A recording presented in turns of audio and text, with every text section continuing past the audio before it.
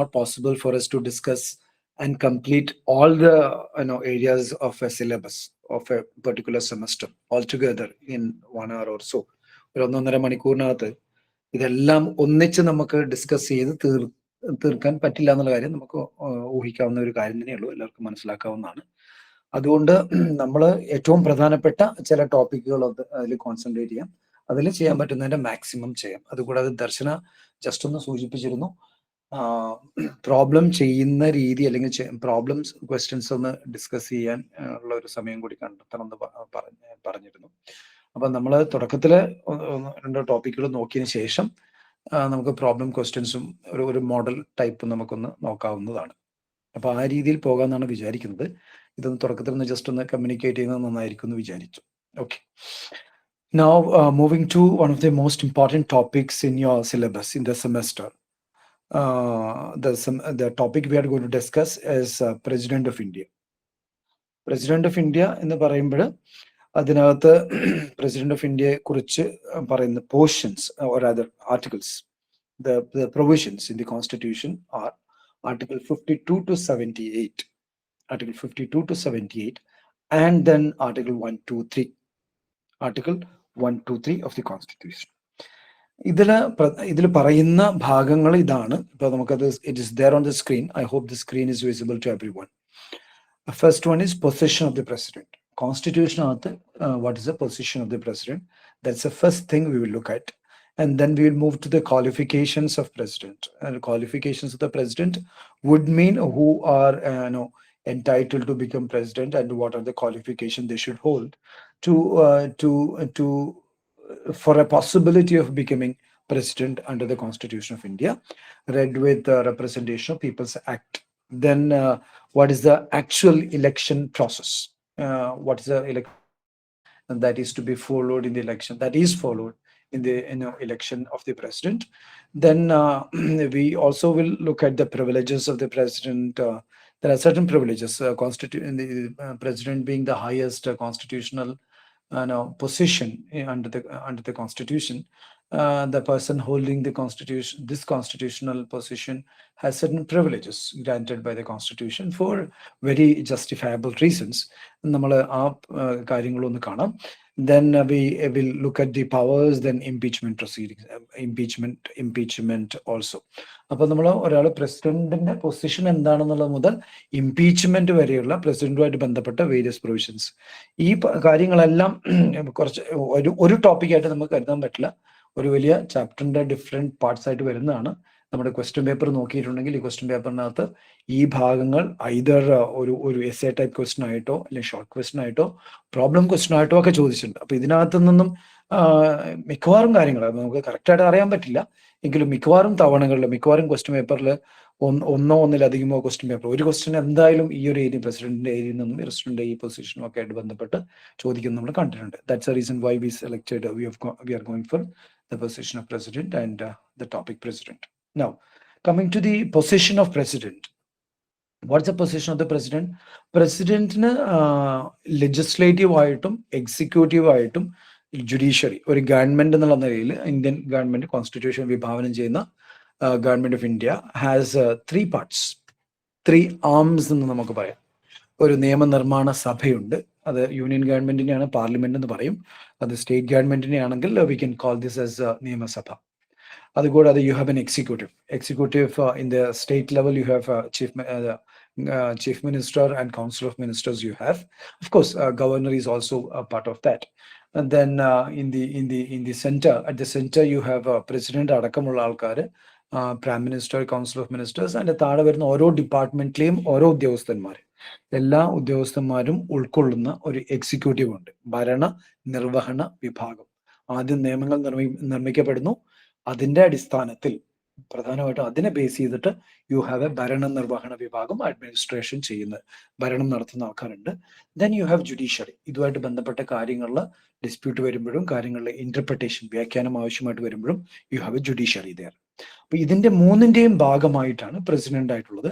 President is in a way the total head of all these. Legislative powers ഉള്ള ലോക്സഭ രാജ്യസഭയുമുള്ള പാർലമെന്റിനെ address ചെയ്യാനും ഒരു parliament വിളിച്ചു ചേർക്കാനും പാർലമെന്റിനെ ഒരു ഒരു പലപ്പോഴും പിരിച്ച് വിടുന്ന അങ്ങനെയുള്ള കുറേ കാര്യങ്ങളൊക്കെ ചെയ്യുന്നതുമായിട്ട് ബന്ധപ്പെട്ട് ഓർഡിനൻസ് പാസ്സാക്കുക എന്നൊക്കെയുള്ള രീതിയിൽ എന്തൊക്കെയാണ് പവേഴ്സ് നമ്മൾ കാണാൻ പോകുന്നു. അങ്ങനെയുള്ള പവേഴ്സൊക്കെ ലെജിസ്ലേറ്റീവ് പവേഴ്സ് ഉള്ള ഒരു പൊസിഷനാണ് പ്രസിഡന്റിൻ്റെത്. അപ്പോൾ ലെജിസ്ലേച്ചറിന്റെ ഭാഗമാണ് ലെജിസ്ലേറ്റീവ് കപ്പാസിറ്റി ഉള്ള ഒരു പൊസിഷനാണ് പ്രസിഡന്റിൻ്റെത്. പക്ഷേ പ്രസിഡന്റിന്റെ ലെജിസ്ലേറ്റീവ് കപ്പാസിറ്റി മാത്രമല്ല, president also has executive capacity. Executive capacity എന്ന് പറഞ്ഞാൽ article 52 of the constitution declares, the first article dealing with the president declares that the executive power of the centre, union ഗവൺമെന്റിന്റെ executive power മുഴുവനായിട്ടും നിക്ഷിപ്തമായിരിക്കുന്നത് പ്രസിഡന്റിലാണ്. And prime minister and council of ministers, അദ്ദേഹത്തിന് താഴെയുള്ള ഒരു പലപ്പോഴും നമ്മൾ പറയുന്ന യഥാർത്ഥത്തിൽ പ്രൈം മിനിസ്റ്ററിലാണ്, കൗൺസിൽ ഓഫ് മിനിസ്റ്റേഴ്സിലാണ് എക്സിക്യൂട്ടീവ് പവർ, ഭരണനിർവഹണത്തിനുള്ള പവർ വെസ്റ്റ് ചെയ്തിരിക്കുന്നത് നമ്മൾ പറയുന്നുണ്ടെങ്കിലും അവരടക്കമുള്ള ആൾക്കാർ ഈ പ്രൈം മിനിസ്റ്ററും കൗൺസിൽ ഓഫ് മിനിസ്റ്റേഴ്സും അതിന് താഴെയുള്ള ഓരോ ഡിപ്പാർട്ട്മെന്റിലെ ടോട്ടൽ ആൾക്കാരും, അതായത് പിന്നെ സിവിൽ സർവൻസും പ്രസിഡന്റിനെ ഈ കാര്യങ്ങളിൽ ഹെൽപ്പ് ചെയ്യാനാണ്. അപ്പോൾ എക്സിക്യൂട്ടീവ് പവർ മുഴുവനായിട്ടും ഡിസ്ചാർജ് ചെയ്യുന്നത് പ്രസിഡന്റിൽ നിക്ഷിപ്തമായിട്ടുള്ള രീതിയിൽ പ്രസിഡന്റിന് വേണ്ടി മറ്റുള്ളവർ എന്നുള്ള നിലയിലാണ് ശരിക്കും കോൺസ്റ്റിറ്റ്യൂഷൻ പറയുന്നത്. So president also has a constitutional executive power, executive position. Then coming to judiciary ആയിട്ടുള്ള കാര്യങ്ങൾ നേരിട്ട് സുപ്രീം കോടതിയുടെ ഡിസിഷനിലും മറ്റൊന്നും പ്രസിഡന്റിന് ഇടപെടാൻ സാധിക്കില്ലെങ്കിലും ഈ സുപ്രീം കോടതി ജഡ്ജസിനെയൊക്കെ ഇൻ പ്രിൻസിപ്പിൾ നമ്മൾ ഒരു തിയറിറ്റിക്കലി താത്വികമായിട്ട് നമ്മൾ നോക്കുകയാണെങ്കിൽ ദ പ്രസിഡന്റിനെ നമ്മൾ ഈ സുപ്രീം കോടതി ജഡ്ജസിനെയൊക്കെ അപ്പോയിന്റ് ചെയ്യുന്നതും ഇതിന്റെ പലപ്പോഴും ഇതിന്റെ റിമൂവലിന്റെ ഫൈനൽ പ്രോസസ് ഒക്കെ നടക്കുന്നതൊക്കെ ഒരു പ്രസിഡന്റിന്റെ ഒരു പേരിലാണ് ഇത് നടക്കുന്നത്. അതുകൂടാതെ ഈ ഡെത്ത് പെനാൽറ്റിയുടെ കാര്യത്തിലൊക്കെ ചിലപ്പോൾ ഈ പറയുന്ന ദയാഹർജി ഒക്കെ കൺസിഡർ ചെയ്യാനൊക്കെ ഉള്ള ഒരു പവറും പ്രസിഡന്റിൽ നിക്ഷിപ്തമാണ്. അപ്പോൾ പ്രസിഡന്റിന് ജുഡീഷ്യൽ ആയിട്ടുള്ള പവേഴ്സും ഒരു പരിധി വരെയുണ്ട്. ജുഡീഷ്യറിയിലെ ആൾക്കാരെ അപ്പോയിന്റ് ചെയ്യുന്നുള്ള നിലയിലും ജുഡീഷ്യലായിട്ട് ഈ നമ്മൾ പറയുന്ന എന്താണ് ഈ പാർഡനിങ് പവർ ദയാഹർജിയുടെ പവറൊക്കെ ഉള്ളതുകൊണ്ട് ആ രീതിയിലുള്ള ജുഡീഷ്യൽ പവറും പ്രസിഡന്റിൽ നിക്ഷിപ്തമാണ്. അങ്ങനെ പ്രസിഡന്റിന് ഇപ്പൊ പറഞ്ഞ രീതിയിൽ legislative, executive and judicial powers ഉണ്ട്. So he holds a very unique position, the highest position under the constitution, as you can see from the picture on the screen. So with that understanding, let's move to the next idea. What's the next idea of president? പ്രസിഡന്റിനെ നമുക്ക് ഒരാൾക്ക് president ആവാനുള്ള ഒരു capacity എന്താണെന്നുള്ളത്, qualification എന്താണെന്നുള്ളതാണ് next question. President has the power to become a president. First and foremost basic requirement under the constitution is that a person should be a citizen of India. A person should be a citizen of India എന്ന് പറയുമ്പോൾ നമുക്ക് part ടൂവിലും citizenship ആക്ടിലുമായിട്ട് നമ്മൾ ഒരാൾക്ക് president of India ആകാൻ വേണ്ടിയിട്ടുള്ള ഒരു capacity എന്നുള്ള citizen എന്ന് പറഞ്ഞു നോക്കുമ്പോൾ സിറ്റിസൺഷിപ്പ് എന്താണെന്നുള്ളത് നമ്മൾ ഡിസ്കസ് ചെയ്തിട്ടുണ്ടാവുമല്ലോ അല്ലെ? ഒരു തംസപ്പ് തരാമോ? ഡിസ്കസ് ചെയ്തിട്ടുണ്ടെങ്കിൽ അല്ലേ, അത് നിങ്ങൾ ഓൾറെഡി ക്ലാസ്സിൽ ഡിസ്കസ് ചെയ്തായിരിക്കില്ലേ? ചെയ്തിട്ടുണ്ടാവുമല്ലോ അല്ലെ? ചെയ്യാതെ നമുക്ക് തരണമെന്നല്ല, ചെയ്തിട്ടുണ്ടാവുമല്ലോ അല്ലെ? അപ്പൊ നമുക്ക് സിറ്റിസൺഷിപ്പ് ആക്ട് അത് ജസ്റ്റ് ഒന്ന് ടച്ച് ചെയ്യുകയാണെങ്കിൽ part 2 of the constitution deals with citizenship under the constitution. And അത് പാർട്ട് 2 ആണ്. ആർട്ടിക്കിൾ 5 to 11 ആണ് വരുന്നത്. അതിനകത്ത് ശരിക്കും പറയുകയാണെങ്കിൽ കോൺസ്റ്റിറ്റ്യൂഷനകത്ത് 1947-50 പീരീഡിൽ ഈ പറയുന്ന പാകിസ്ഥാൻ ഇന്ത്യ ഡിവിഷൻ ഉണ്ടായിരുന്ന സമയത്ത് ആ സമയത്തുണ്ടായിരുന്ന ആൾക്കാരുടെ സിറ്റിസൺഷിപ്പ് തീരുമാനിക്കപ്പെടാനുള്ള കുറച്ച് റെഗുലേഷൻസ് മാത്രമാണ് ഉള്ളത്. ഡൊമിസൈലിന്റെ അടിസ്ഥാനത്തിൽ എന്നൊക്കെ പറഞ്ഞിട്ട് നമുക്ക് മൈഗ്രേഷന്റെ അടിസ്ഥാനത്തിൽ അല്ലെങ്കിൽ മറ്റുള്ള രാജ്യങ്ങളിലുള്ള ആൾക്കാരുടെ സിറ്റിസൺഷിപ്പ് ഇതൊക്കെ തീരുമാനിക്കുന്നതുമായിട്ട് ബന്ധപ്പെട്ട കാര്യങ്ങൾ മാത്രമാണ് നമുക്ക് അവിടെ ഉള്ളത് സത്യം പറയുകയാണെങ്കിൽ. അതുകൂടാതെ ഇതിന്റെ നമ്മുടെ നമ്മുടെ ഈ ഇതുമായിട്ട് ബന്ധപ്പെട്ട കാര്യങ്ങൾ സിറ്റിസൺഷിപ്പ്, അതായത് സ്വാതന്ത്ര്യം കിട്ടിയതിന് ശേഷമുള്ള സിറ്റിസൺഷിപ്പിന്റെ കാര്യങ്ങൾ സിറ്റിസൺഷിപ്പ് ആക്ട് 1955 പറയുന്നത്. Under that there are 5 modes of becoming a citizen: citizenship by birth, citizenship by descent, citizenship by registration, citizenship by naturalization, and citizenship by incorporation of territory. Sections 3 to 7 ഇതിനകത്ത് വരുന്നതാണ്. Then ആ കാര്യങ്ങളൊക്കെ നമ്മൾ discuss ചെയ്തിട്ടുണ്ട്. അപ്പൊ citizen ആയിരിക്കുക എന്നുള്ളതാണ് first and foremost qualification. അത് നമുക്ക് ഇപ്പോൾ you can see it on the screen. Then 35 വയസ്സെങ്കിലും ആയിരിക്കണം. ഒരു പ്രസിഡന്റ് ഓഫ് ഇന്ത്യ ആവാനുള്ള മെച്യൂരിറ്റി പിന്നെ സെക്യൂർ ചെയ്യുന്ന ഏജ് 35 ആയിട്ടാണ് കോൺസ്റ്റിറ്റ്യൂഷൻ വെച്ചിരിക്കുന്നത്. അതിനങ്ങനെ ഒരു വലിയൊരു ലോജിക്ക് നമുക്ക് നോക്കിക്കാണാൻ പറ്റില്ലെങ്കിൽ 35 years ആയിരിക്കണം. Then another important requirement, a third one on the screen, please have a look at that. A registered voter in a parliamentary constituency. ഒരു registered voter ആയിരിക്കണം. Then the next one is the fourth one. You can see that on the screen again. Must not hold office of profit. Office of profit holding. Excuse me, sir. Yeah. Minimum age പറഞ്ഞിട്ടുള്ളൂ, maximum പറഞ്ഞിട്ടില്ല. Maximum പറഞ്ഞിട്ടില്ല. Okay. Yeah. Good question. Everyone is reminded of that. Everyone understands that with that question. അപ്പോൾ must not hold office of profit. എന്താണ് office of profit എന്നുള്ളതിനെ കുറിച്ചുള്ള കൂടുതൽ discussions നിങ്ങൾ ക്ലാസ്സിൽ നടന്നിട്ടുണ്ടാവും ഞാൻ വിചാരിക്കുകയാണ്. ഓഫീസ് ഓഫ് പ്രോഫിറ്റ് എന്ന് പറഞ്ഞു കഴിഞ്ഞാൽ ഗവൺമെന്റിന്റെ കീഴിൽ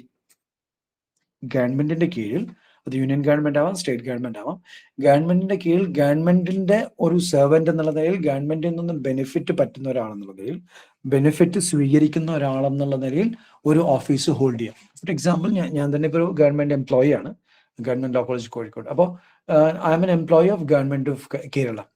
അപ്പോൾ I hold an office of profit. അതുപോലെ ഗവൺമെന്റിൽ നിന്നും ആണ് എനിക്ക് സാലറി കിട്ടുന്നത്, ഗവൺമെന്റിന്റെ എംപ്ലോയി ആണ് ഞാൻ, ഗവൺമെന്റ് പറയുന്നതനുസരിച്ചുള്ള വർക്കുകളാണ്. That's what I do. So I hold an office of profit. So I cannot contest being in a government service, government servant and holding an office of profit. I cannot contest Mr. Mohammed Asif, you have something to ask?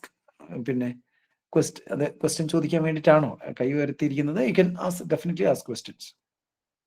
ആണോ, അല്ലെങ്കിൽ thumbs up ഇട്ട് ഇപ്പൊ മാറിപ്പോയതാണോ?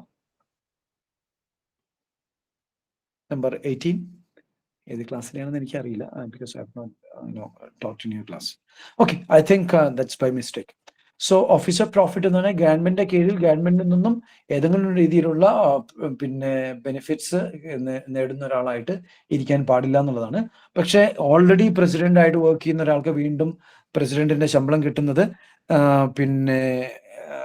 പ്രസിഡന്റിന്റെ ശമ്പളം കിട്ടുന്ന ഗവൺമെന്റിന്റെ അടുത്ത് consolidated fund of ഇന്ത്യയിൽ നിന്നാണെന്നുകൊണ്ട് പ്രസിഡന്റിന്റെ പോസ്റ്റ് ഒരു നമ്മൾ ഇതായിട്ട് കരുതുന്നില്ല, ഒരു ഓഫീസ് ഓഫ് പ്രോഫിറ്റ് ആയിട്ട് കരുതുന്നില്ല. വൈസ് പ്രസിഡന്റ് അതുപോലെ തന്നെ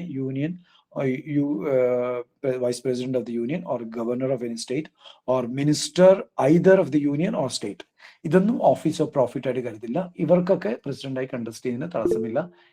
ഇവര് വൈസ് പ്രസിഡന്റ് ഒക്കെ ഇരിക്കുന്നത് കൊണ്ട് എന്നാണ് ഉദ്ദേശിക്കുന്നത്. Then next one is must not be an MP or MLA. ഒരു MPയും MLA ആയിട്ട് ഇരിക്കുന്ന ഒരാൾക്ക്, ഓൾറെഡി പൊസിഷൻ ഹോൾഡ് ചെയ്യുന്ന ഒരാൾക്ക് he cannot become president of India. ഇതാണ് ഇതുമായിട്ട് ബന്ധപ്പെട്ട ക്വാളിഫിക്കേഷൻസ് നമുക്ക് പറയാവുന്നത്. Now we are moving to the election. നമുക്ക് ഇലക്ഷന്റെ ടോട്ടൽ പ്രൊസീജിയറുമായിട്ട് ബന്ധപ്പെട്ട slides I have got that one. പക്ഷെ അത് ആ പ്രൊസീജിയർ ആസ് സച്ച് ഒന്നും അങ്ങനെ അധികം ക്വസ്റ്റ്യൻ ചോദിക്കാനുള്ള സാധ്യത കുറവാണെന്ന് മാത്രമേ എനിക്ക് പറയാൻ പറ്റുള്ളൂ. മുഴുവനായിട്ട് നമുക്ക് ക്വസ്റ്റ്യൻ പേപ്പർ സെറ്റ് ചെയ്യുന്ന ഒരാൾക്ക് മാത്രം തന്നെ അത് പറയാം, മുഴുവനായിട്ട് ഒരു ഫൈനൽ അതിലൊരു കാര്യങ്ങൾ പറയാൻ പറ്റുള്ളൂ. സാധാരണ അത് ക്വസ്റ്റ്യൻ പേപ്പറിൽ ചോദിച്ച് കാണുന്നത് കുറവായതുകൊണ്ട് അതിന്റെ ജനറൽ പ്രിൻസിപ്പിൾസ് മാത്രം പറഞ്ഞുകൊണ്ട് നമുക്ക് മുന്നോട്ട് പോകാം. The most important sentence or the idea you should be understanding as far as the election of president is concerned is on the screen. Please have a look at that. Election by way of proportional representation by means of single transferable vote. Now, if you understand this, you understand almost the entire story in a brief manner. Election by way of proportional representation. അതായത് പ്രസിഡന്റിന്റെ election നമുക്കറിയാം, president election direct election അല്ല, American president പോലെയുള്ള അല്ലെങ്കിൽ നമ്മുടെ MP-മാരുടെ MLA-മാരുടെ election പോലെ അല്ല. അത് നേരിട്ട് നമ്മൾ വോട്ട് ചെയ്തിട്ടല്ല പ്രസിഡന്റിനെ തെരഞ്ഞെടുക്കുന്നത്. അപ്പോൾ ശരിക്കും പറയുകയാണെങ്കിൽ ഈ പറയുന്ന MP-മാരുടെയും MLA-മാരുടെയും അവര് പ്രതിനിധാനം ചെയ്യുന്ന ആൾക്കാരുടെ ഈ MP-മാരും MLA-മാരുമാണ് വോട്ട് ചെയ്യുന്നത്. അപ്പോൾ ഇൻഡയറക്ട്ലി ആണ് ജനങ്ങൾ വോട്ട് ചെയ്യുന്നതിന് തുല്യമാവുന്നത്. അപ്പൊ MP-മാരും MLA-മാരും വോട്ട് ചെയ്യുമ്പോൾ അവര് പ്രതിനിധാനം ചെയ്യുന്ന ഒരു ജനവിഭാഗമുണ്ട്, ഒരു കോൺസ്റ്റിറ്റ്യുവൻസി, നിയോജക മണ്ഡലത്തിൽ. ആ ജനവിഭാഗത്തെ അവർ റെപ്രസെന്റ് ചെയ്യുന്നു എന്നുള്ള നിലയാണ് ആ വോട്ട് വരുന്നത്. അപ്പോൾ when they make A vote, ഒരു MP ഒരു വോട്ട് ചെയ്യുമ്പോൾ, ഒരു MLA ഒരു വോട്ട് ചെയ്യുമ്പോൾ, അവർ പ്രതിനിധാനം ചെയ്യുന്ന അത്രയും ആൾക്കാരുടെ പ്രപ്പോർഷണൽ ആയിട്ടുള്ള വോട്ട് അവിടെ ചെയ്യപ്പെടുന്നു എന്നുള്ളതാണ് കോൺസ്റ്റിറ്റ്യൂഷൻ ഇവിടെ വിഭാവനം ചെയ്യുന്നത്. So what is being contemplated in the constitutional scheme of things is that the people they represent do vote while they vote എന്നുള്ള രീതിയിലാണ്, by means of single transferable vote. Single transferable vote എന്ന് പറഞ്ഞാൽ ഒരാൾ vote ചെയ്യുമ്പോൾ അത്രയധികം proportionate ആയിട്ടുള്ള ആൾക്കാർ vote ചെയ്യുന്നതിന് തുല്യമാണെന്നുള്ള രീതിയിലാണ് അവിടെ വരുന്നത്. അപ്പോൾ പ്രസിഡന്റ് ഓഫ് ഇന്ത്യയെ ഇലക്ട് ചെയ്യുന്നത് ഇലക്ട്രൽ കോളേജ് ആണെന്നുള്ളത് നമ്മൾ ചെറിയ ക്ലാസ്സുകളിൽ തന്നെ പഠിച്ചിട്ടുണ്ടാകും. എങ്കിലും അത് please have a look at that.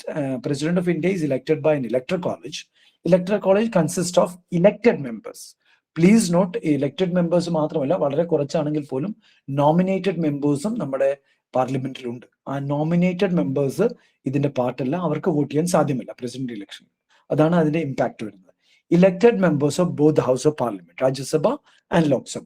Then comes the second circle and second small circle on the screen. Please have a look at that. The elected members of the legislative assemblies of the state. അത് സാധാരണ രീതിയിൽ നമ്മുടെ ഇപ്പൊ കേരളത്തിന്റെ കോണ്ടെക്സ്റ്റിൽ നമ്മൾ പറയുകയാണെങ്കിൽ നമ്മളെ legislative അസംബ്ലിക്ക് ഒരു സഭ തന്നെയുള്ളൂ. ഒരു സഭ എന്ന് പറയുമ്പോൾ യു ഹാവ് ഓൺലി MLAs. പക്ഷേ ഇപ്പൊ കർണാടക, തൊട്ടടുത്തുള്ള കർണാടകയിൽ നമുക്ക് MLA മാത്രമല്ല MLC എന്ന് പറഞ്ഞ രാജ്യസഭ MPക്കൊക്കെ കുറച്ച് അതുമായിട്ടൊക്കെ താരതമ്യം കൊണ്ടുവരാവുന്ന ഒരു ഒരു ഒരു ഒരു റെപ്രസെന്റേറ്റീവ് കൂടി അവിടെ ഉണ്ട്. അവർ പക്ഷേ ഇലക്റ്റഡ് പലപ്പോഴും ഇലക്റ്റഡ് അല്ല. അങ്ങനെയുള്ള സിറ്റുവേഷനിൽ ഇലക്റ്റഡ് മെമ്പേഴ്സ് മാത്രം. ഇപ്പൊ കേരളത്തിലാണ് 140 പേരുണ്ട്, 140 MLAമാരും ഇലക്റ്റഡ് തന്നെയാണ്. അപ്പൊ അവരൊക്കെ ഇലക്ട്രൽ കോളേജിന്റെ ഭാഗമാണ്. അപ്പോൾ ശരിക്കും നമ്മൾ ഈ രീതിയിൽ പറയുകയാണെങ്കിൽ പാർലമെന്റിലെയും ലെജിസ്ലേറ്റീവ് അസംബ്ലിയിലെയും ഇലക്റ്റഡ് മെമ്പേഴ്സ് ആണ് ഒരു ഇലക്ട്രൽ കോളേജിന്റെ ഭാഗമായിട്ട് വരുന്നത്.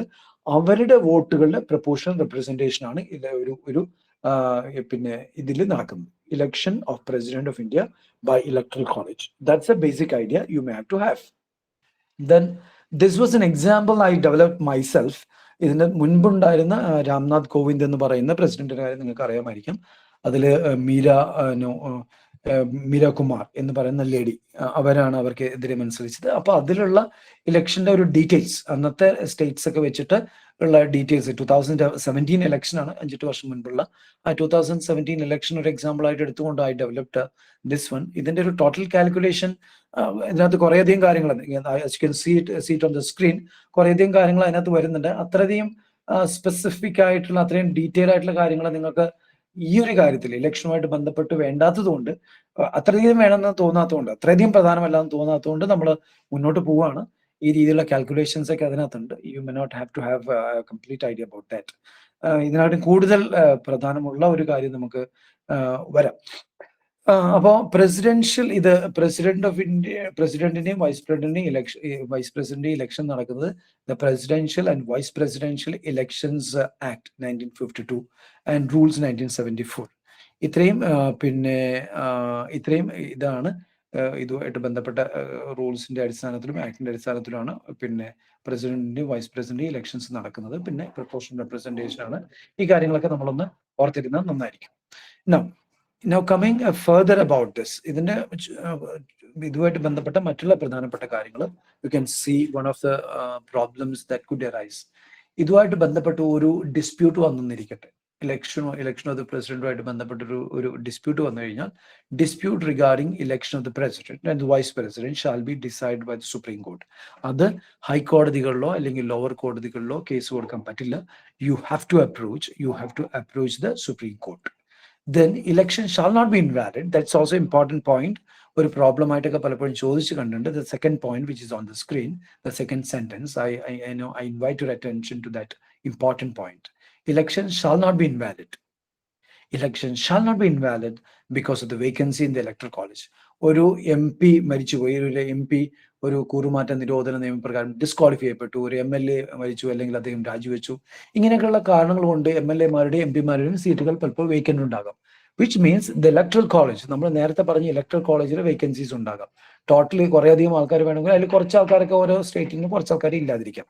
അങ്ങനെ കുറച്ച് വേക്കൻസികൾ ഉണ്ട്, MLAമാരുടെയും MP മാരുടെയും വേക്കൻസികൾ പ്രസിഡൻഷ്യൽ ഇലക്ട്രൽ കോളേജിൽ ഉണ്ട് എന്നുള്ള കാരണം കൊണ്ട് എന്നുള്ള കാരണം കൊണ്ട് ഒരിക്കലും ഇലക്ഷൻ ഇലക്ഷൻ ഇൻവാലിഡ് ആവില്ല. ഇത് പ്രോബ്ലമായി ചോദിക്കുന്നതാണ്. ആൻഡ് ഇത് പറഞ്ഞിരിക്കുന്ന പ്രധാനപ്പെട്ട 2 കേസുകൾ it is on the screen. You can quote these cases also. Case കൂടി കോട്ട് ചെയ്യുകയാണെങ്കിൽ നമുക്കത് കൂടുതൽ മാർക്ക് സ്കോർ ചെയ്യാനും വേണ്ടി സാധിക്കും. Excuse me, sir. So the question is, from this point, you're trying to mention is attendance is not 100% mandatory, right? അതാണോ sir ഈ point കൊണ്ട് ഉദ്ദേശിച്ചത്? Not about attendance. number of- attend ഒരാൾക്ക് വോട്ട് ചെയ്യാതിരിക്കാം. ഇപ്പൊ വോട്ട് ചെയ്യണം എന്നുള്ളത് കമ്പൽസറി ആയിട്ട് നമുക്ക് പറയാൻ പറ്റാത്തൊരു കാര്യമാണ്. And this This is- whole process is conducted by Election Commission of India, right? Yeah, Who that's right. oversees it? Even the president election.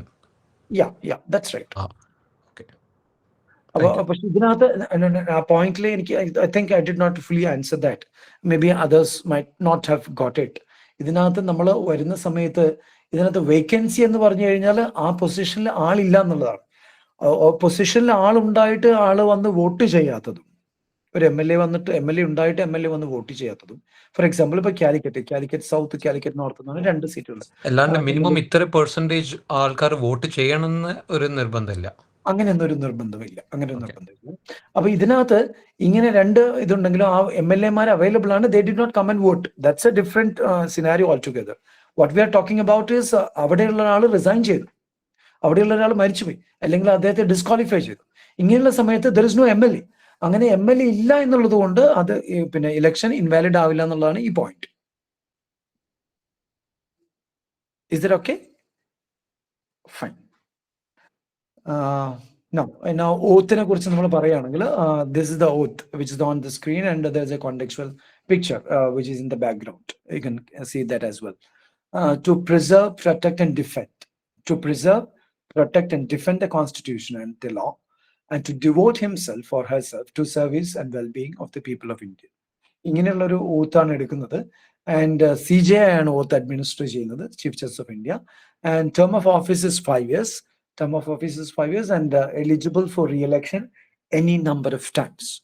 അത് സാധാരണ ഇന്ത്യയിൽ അങ്ങ് സംഭവിച്ചിട്ടില്ലെങ്കിലും any number of times reelection possible ആകാം എന്നുള്ളതാണ് നമുക്ക് കാണാവുന്ന ഒരു കാര്യം. Now going further with this, let's move to privileges. നമ്മളിപ്പം തുടക്കത്തിൽ പറഞ്ഞിരുന്ന ഓരോ പോയിന്റുകൾ നമ്മൾ കവർ ചെയ്ത് പോവുകയാണ്. നിങ്ങൾക്ക് അത് മനസ്സിലാവുന്നുണ്ടാവും ഞാൻ വിചാരിക്കുന്നു. Privileges of the president. എന്തൊക്കെയാണ് പ്രസിഡന്റിന്റെ പ്രിവിലേജ്? ഷോർട്ട് ക്വസ്റ്റൻ ആയിട്ട് ചോദിച്ചു കണ്ടിട്ടുണ്ട്. Not answerable to any court for exercise of president എന്നുള്ള കപ്പാസിറ്റിയിൽ, to be noted and to be underline, president എന്നുള്ള കപ്പാസിറ്റിയിൽ അദ്ദേഹത്തിന്റെ പവേഴ്സ് ആൻഡ് ഡ്യൂട്ടീസ് എക്സസൈസ് ചെയ്യുന്നതിന്റെ ഭാഗമായിട്ട് അദ്ദേഹം ചെയ്യുന്ന കാര്യങ്ങൾക്ക് he will not be answerable to any court of law in India. അതാണ് പോയിന്റ്. അദ്ദേഹം പേഴ്സണൽ കപ്പാസിറ്റിയിൽ ഇപ്പം ഒരാളോട് പൈസ വാങ്ങിച്ചിട്ട് തിരിച്ചു കൊടുത്തില്ല, അങ്ങനെ ഒരു സംഭവം ഉണ്ടാവില്ല എന്ന് നമുക്ക് വിചാരിക്കാം. അത് ഒരു പേഴ്സണൽ കപ്പാസിറ്റിയിൽ ചെയ്യുന്ന കാര്യമാണ്. അദ്ദേഹത്തിന് ചിലപ്പോൾ അതിന്റെ കാര്യത്തിലൊക്കെ അദ്ദേഹം ചിലപ്പം ആൻസറബിൾ ആയേക്കാം. അതിനും റെസ്ട്രിക്ഷൻസ് ഉണ്ട്, അതിലേക്ക് നമ്മൾ വരാം. പക്ഷേ is not answerable to anything he did exercising his powers and duties in the capacity as a president. Kindly note. Now, second one, criminal proceedings cannot be instituted and continue during his term of office. President ആയിരിക്കുന്ന 5 വർഷമാണെങ്കിൽ 5 വർഷം അദ്ദേഹത്തിനെതിരെ ഒരു criminal കേസും എന്തൊക്കെ പ്രശ്നം ഉണ്ടായി കഴിഞ്ഞാലും അത് ഇനിഷ്യേറ്റ് ചെയ്യാൻ പറ്റില്ല. ഓൾറെഡി ഒരു ക്രിമിനൽ കേസ് ഉണ്ടായിരുന്നെങ്കിൽ അദ്ദേഹത്തിനെതിരെ അത് കണ്ടിന്യൂ ചെയ്യാൻ പറ്റില്ല. You can not insist, you can not institute, you cannot initiate and you cannot continue any criminal proceeding during the term of office. Excuse me, sir, sorry to interrupt you. Sir, on your first point, so is any of the actions of a president, is it liable for judicial review? I mean, yes, that's a good question. In fact, other judicial article 13 pragaramula, which you have not learned in the semester, which you are going to learn in the next semester. You are in which batch, A batch or B batch? sir, B batch. Okay, good. Brother Josan. അപ്പോൾ അത് which you are going to learn in the next semester, ഈ third semester, ഇപ്പോൾ present സെമസ്റ്ററിൽ learn ചെയ്യാൻ പോകുന്ന കാര്യമാണ്. അതിൽ writ പെറ്റീഷൻസിന്റെ രൂപത്തിൽ ജുഡീഷ്യൽ റിവ്യൂവിന് അത് വിധേയമായിരിക്കും. സി, ജുഡീഷ്യൽ റിവ്യൂ എന്ന് പറയുന്നത് സാധാരണ ഒരു കോർട്ടിന്റെ ഒരു പ്രൊസീഡിംഗ് ആയിട്ടല്ല കരുതപ്പെടുന്നത്. It's an extra ordinary jurisdiction for the enforcement of fundamental rights. So his actions can be review അത് to judicial. ആക്ഷൻസ് എന്ന് പറഞ്ഞു കഴിഞ്ഞാൽ ഫോർ എക്സാമ്പിൾ ഇപ്പോഴ് പിന്നെ ഇപ്പം ഒരു ഓർഡിനൻസ് അദ്ദേഹം ഉണ്ടാക്കി ആ ഓർഡിനൻസിന്റെ പ്രൊവിഷൻസ് വേണമെങ്കിൽ ക്വസ്റ്റ്യൻ ചെയ്യപ്പെടാം. പാർഡണിംഗ് പവർ വേണമെങ്കിൽ കോടതിക്ക് എക്സാമിൻ ചെയ്യാം. ഇതൊക്കെ അദ്ദേഹത്തിന്റെ പവറുമായിട്ട് എക്സസൈസ് ചെയ്യുന്ന കാര്യങ്ങളുമായിട്ട് ബന്ധപ്പെട്ടതാണ്. അങ്ങനെയുള്ള കാര്യങ്ങളൊക്കെ ചെയ്യാൻ പറ്റും എന്നുള്ളത് നമ്മൾ ഇപ്പൊ തന്നെ ഈ സ്ലൈഡുകളിൽ തന്നെ കുറച്ച് നേരം കഴിഞ്ഞാൽ maybe in another 10 minutes you are going to understand that.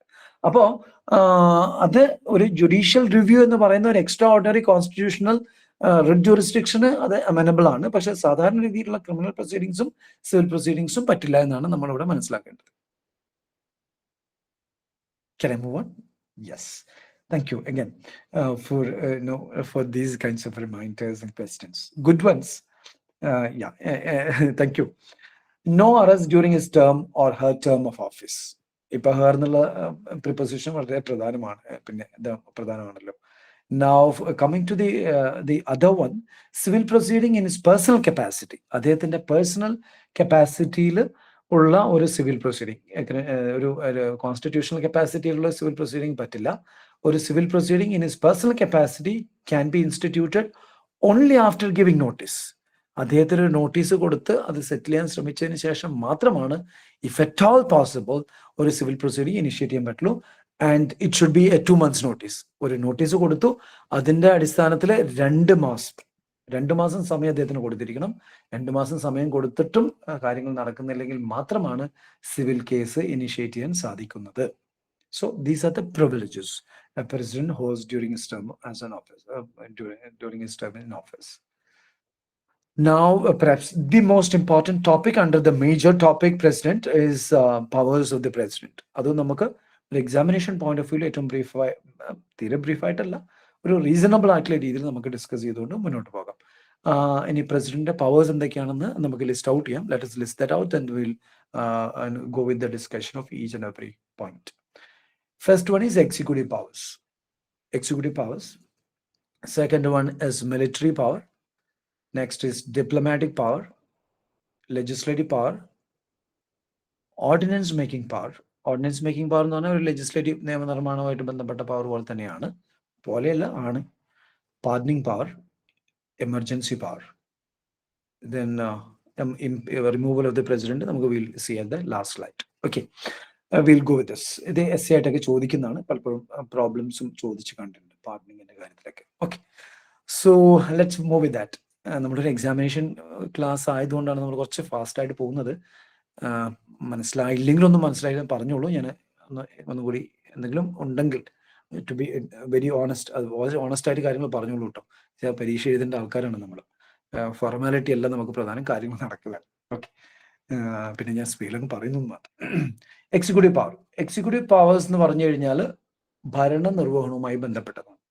ഭരണനിർവഹണവുമായി ബന്ധപ്പെട്ട് ഞാൻ നേരത്തെ പറഞ്ഞ പോയിന്റ് ഇതാ, it's on the screen again. Executive power of the union is vested in the president. പ്രസിഡന്റിൽ നിക്ഷിപ്തമാണ്. എല്ലാ കാര്യങ്ങളും പ്രസിഡന്റ് ആണ് ഭരണം നടത്തുന്നതായിട്ടാണ് കരുതുക. അപ്പോൾ ഭരണം നടത്തുന്നതിനായിട്ടുള്ള പ്രധാനപ്പെട്ട ആൾക്കാരാണ് ആർക്ക്? Prime minister, council of ministers, ഇങ്ങനെയുള്ളതൊക്കെ. ഈ ആൾക്കാരെ എല്ലാം അപ്പോയിന്റ് ചെയ്യുന്നത് പ്രസിഡന്റ് ആണ്. അപ്പോൾ എക്സിക്യൂട്ടീവ് ഡ്യൂട്ടി ഡിസ്ചാർജ് ചെയ്യാൻ വേണ്ടി പ്രസിഡന്റിന്റെ അസിസ്റ്റന്റ് ആയിട്ട്, തിയറിറ്റിക്കലി പ്രസിഡന്റ് അസിസ്റ്റന്റ് ആയിട്ടുള്ള നമ്മുടെ പ്രൈം മിനിസ്റ്ററിനെയും കൗൺസിൽ ഓഫ് മിനിസ്റ്റേഴ്സിനെയും അപ്പോയിന്റ് ചെയ്യുന്നത് പ്രസിഡന്റ് ആണ്. That is an executive power. ഇത് 42nd Amendment പ്രകാരമാണ് അത് ആ രീതിയിൽ കൊണ്ടുവന്നത്. At the advice of the prime minister. Council of മിനിസ്റ്റേഴ്സിനെ അപ്പോയിന്റ് ചെയ്യുന്നത് പ്രൈം മിനിസ്റ്റർ, അഡ്വൈസ് ചെയ്യുന്നത് അനുസൃതമായിരിക്കണം എന്ന് 42nd Amendment 1976 മുതൽ പറഞ്ഞിട്ടുണ്ട്. Now coming to appointment of judges എന്ന് പറഞ്ഞു കഴിഞ്ഞാൽ ശരിക്കും ഒരു അഡ്മിനിസ്ട്രേറ്റീവ്, ജഡ്ജസ് ചെയ്യുന്ന ജുഡീഷ്യൽ ആണെങ്കിലും അവർ അപ്പോയിന്റ് ചെയ്യുന്ന ഒരു അഡ്മിനിസ്ട്രേറ്റീവ് ആയിട്ടുള്ള കാര്യമാണ്. ജഡ്ജസിന്, സുപ്രീം കോടതി, ഹൈക്കോടതിയും ജഡ്ജസിനെ അപ്പോയിന്റ് ചെയ്യുന്നത് ഒരു എക്സിക്യൂട്ടീവ് പവർ ആണ്. And that is discharge by the president. Then ഗവർണേഴ്സിനെ അപ്പോയിന്റ് ചെയ്യുന്നത് എക്സിക്യൂട്ടീവ് പവർ ആണ്. AG, advocate general, attorney general, CAG, controller and auditor general, official commissions, special officer for scheduled caste and scheduled tribe, and ഇങ്ങനെയുള്ള constitutional പൊസിഷനിലുള്ള ആൾക്കാരെ എല്ലാം, ഇതെല്ലാം അഡ്മിനിസ്ട്രേഷനുമായിട്ട് ബന്ധപ്പെട്ട duties discharge ചെയ്യുന്ന ആൾക്കാരാണ്. ഇവരെല്ലാം അപ്പോയിന്റ് ചെയ്യുന്നത് പ്രസിഡന്റ് ആണ്. മേ ബി ഇത് മുഴുവനായിട്ടും ടോട്ടൽ പിന്നെ അപ്പോയിന്റ്മെന്റിന്റെ കാര്യങ്ങളും തെരഞ്ഞെടുപ്പൊന്നും ഇവരുടെ തെരഞ്ഞെടുപ്പൊക്കെ തീരുമാനിക്കേണ്ട പവർ മുഴുവനായിട്ടും പ്രസിഡന്റിന് ഇല്ലെങ്കിൽ പോലും പ്രൈം മിനിസ്റ്റർ ഒക്കെ പറയുന്നതനുസരിച്ച്, കൗൺസിൽ ഓഫ് മിനിസ്റ്റേഴ്സ് പറയുന്നതനുസരിച്ച് ചെയ്യാനുള്ള ഉത്തരവാദിത്തം ഉണ്ടെങ്കിൽ പോലും ഇത് അപ്പോയിന്റ് ചെയ്യുന്ന ഒരാളെന്ന് പറഞ്ഞാൽ ആ ഡ്യൂട്ടി ഡിസ്ചാർജ് ചെയ്യുന്ന പ്രസിഡന്റ് ആണ്. So executive power is vested with the president. And kindly note an additional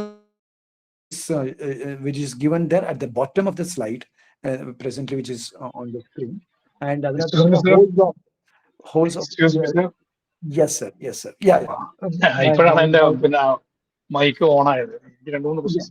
ഇതിലിപ്പോഴേ ഈ 42nd അമെന്റ്മെന്റിലാണ് appointment of PM and council of മിനിസ്റ്റേഴ്സ്. അപ്പം before that what was the status? അത് അപ്പോൾ ഈ അല്ലല്ല, അങ്ങനെ പൊസിഷൻ ഇതാണ്. ഈ കൗൺസിൽ ഓഫ് മിനിസ്റ്റേഴ്സിനെ അപ്പോയിന്റ് ചെയ്യുന്നത് പ്രൈം മിനിസ്റ്ററുടെ അഡ്വൈസ് പ്രകാരമായിരിക്കണം എന്നാണ് ഇപ്പോഴത്തെ പൊസിഷൻ 42nd അമെന്റ്മെന്റിന് ശേഷം. മുൻപ് അത് അങ്ങനെ ആയിരുന്നില്ല. മുൻപ് പ്രസിഡന്റിന് വേണമെങ്കിൽ മറ്റേ പ്രൈം മിനിസ്റ്ററിന്റെ അഡ്വൈസിനെ മറികടന്നുകൊണ്ട് നേരിട്ട് അദ്ദേഹത്തിന് തോന്നുന്ന ആൾക്കാരെ കൗൺസിൽ ഓഫ് മിനിസ്റ്റേഴ്സായി വെക്കാനുള്ള ഒരു സാധ്യത ഉണ്ടായിരുന്നു. അത് ഇന്ദിരാഗാന്ധിയുടെ ഒക്കെ സമയത്തുണ്ടായ ചില പ്രശ്നങ്ങളുടെ അടിസ്ഥാനത്തിൽ അത് പിന്നീട് മാറ്റി ഇങ്ങനെയുള്ള മാറ്റം വരുത്തിയതാണ്. Right? I think that's clear. Okay, let's move on. Holds office during the pleasure. ഈ പറയുന്ന ആൾക്കാരെല്ലാം, ഈ പറയുന്ന കോൺസ്റ്റിറ്റ്യൂഷണൽ പൊസിഷനിൽ ഇരിക്കുന്ന ആൾക്കാർ മുഴുവൻ president holds office during the pleasure of president. പ്രസിഡന്റിന് തോന്നുന്ന അത്രയും പ്രസിഡന്റ് അപ്പോയിന്റ് ചെയ്യുന്നു. പ്രസിഡന്റ് തോന്നുന്ന സമയത്ത് അവരെ റിമൂവ് ചെയ്യാം. At the pleasure of the പ്രസിഡന്റിന്റെ വില്ലിൽ, അദ്ദേഹത്തിന്റെ ഇഷ്ടത്തിനനുസൃതമായി എന്നുള്ളൊരു അർത്ഥമാണ്. അത് മുഴുവനായിട്ടും കോൺസ്റ്റിറ്റ്യൂഷൻ ഒരു ഇഡിയോസിൻക്രാറ്റിക് ആയിട്ട് ചെയ്യാൻ പറ്റുന്ന ഒരു കാര്യമൊന്നുമല്ല. എങ്കിലും at least in theory all these people hold the office during the pleasure of the president. പ്രസിഡന്റിന്റെ ഈ സമയത്താണ് ഇത് ഹോൾഡ് ചെയ്യുന്നത് എന്നുള്ളതാണ് നമ്മൾ മനസ്സിലാക്കുന്ന കാര്യം. Now coming to the next power, first one is executive power, which we covered reasonably now. Going to the next one, military power. Military power എന്ന് പറയുമ്പോൾ നമുക്ക് മനസ്സിലാക്കാവുന്ന ഒരു കാര്യം എന്ന് പറഞ്ഞു കഴിഞ്ഞാൽ supreme commander of armed forces. 3 ഫോഴ്സുകളുടെയും, ആർമി, നേവി ആൻഡ് എയർഫോഴ്സ്, ഈ പറയുന്ന 3 ഫോഴ്സുകളുടെയും supreme commander is the president of India. Then powers to declare war and peace. നമ്മൾ പ്രൈം മിനിസ്റ്ററോ മറ്റാരും വാറ് അല്ലെങ്കിൽ യുദ്ധം കഴിഞ്ഞു, ഇപ്പം ഇത് ഇവരൊക്കെ ആയിട്ടുള്ള ഇപ്പൊ പാകിസ്ഥാനൊക്കെ ആയിട്ടുള്ള ചെറിയ ഇതൊക്കെ ഉണ്ടായിരുന്നല്ലോ. അപ്പൊ അതിന്റെ കാര്യങ്ങളിലെല്ലാം വാറ് ആയിട്ട് ഡിക്ലെയർ ചെയ്യണമെങ്കിൽ അത് പ്രസിഡന്റിന് ചെയ്തിരിക്കണം.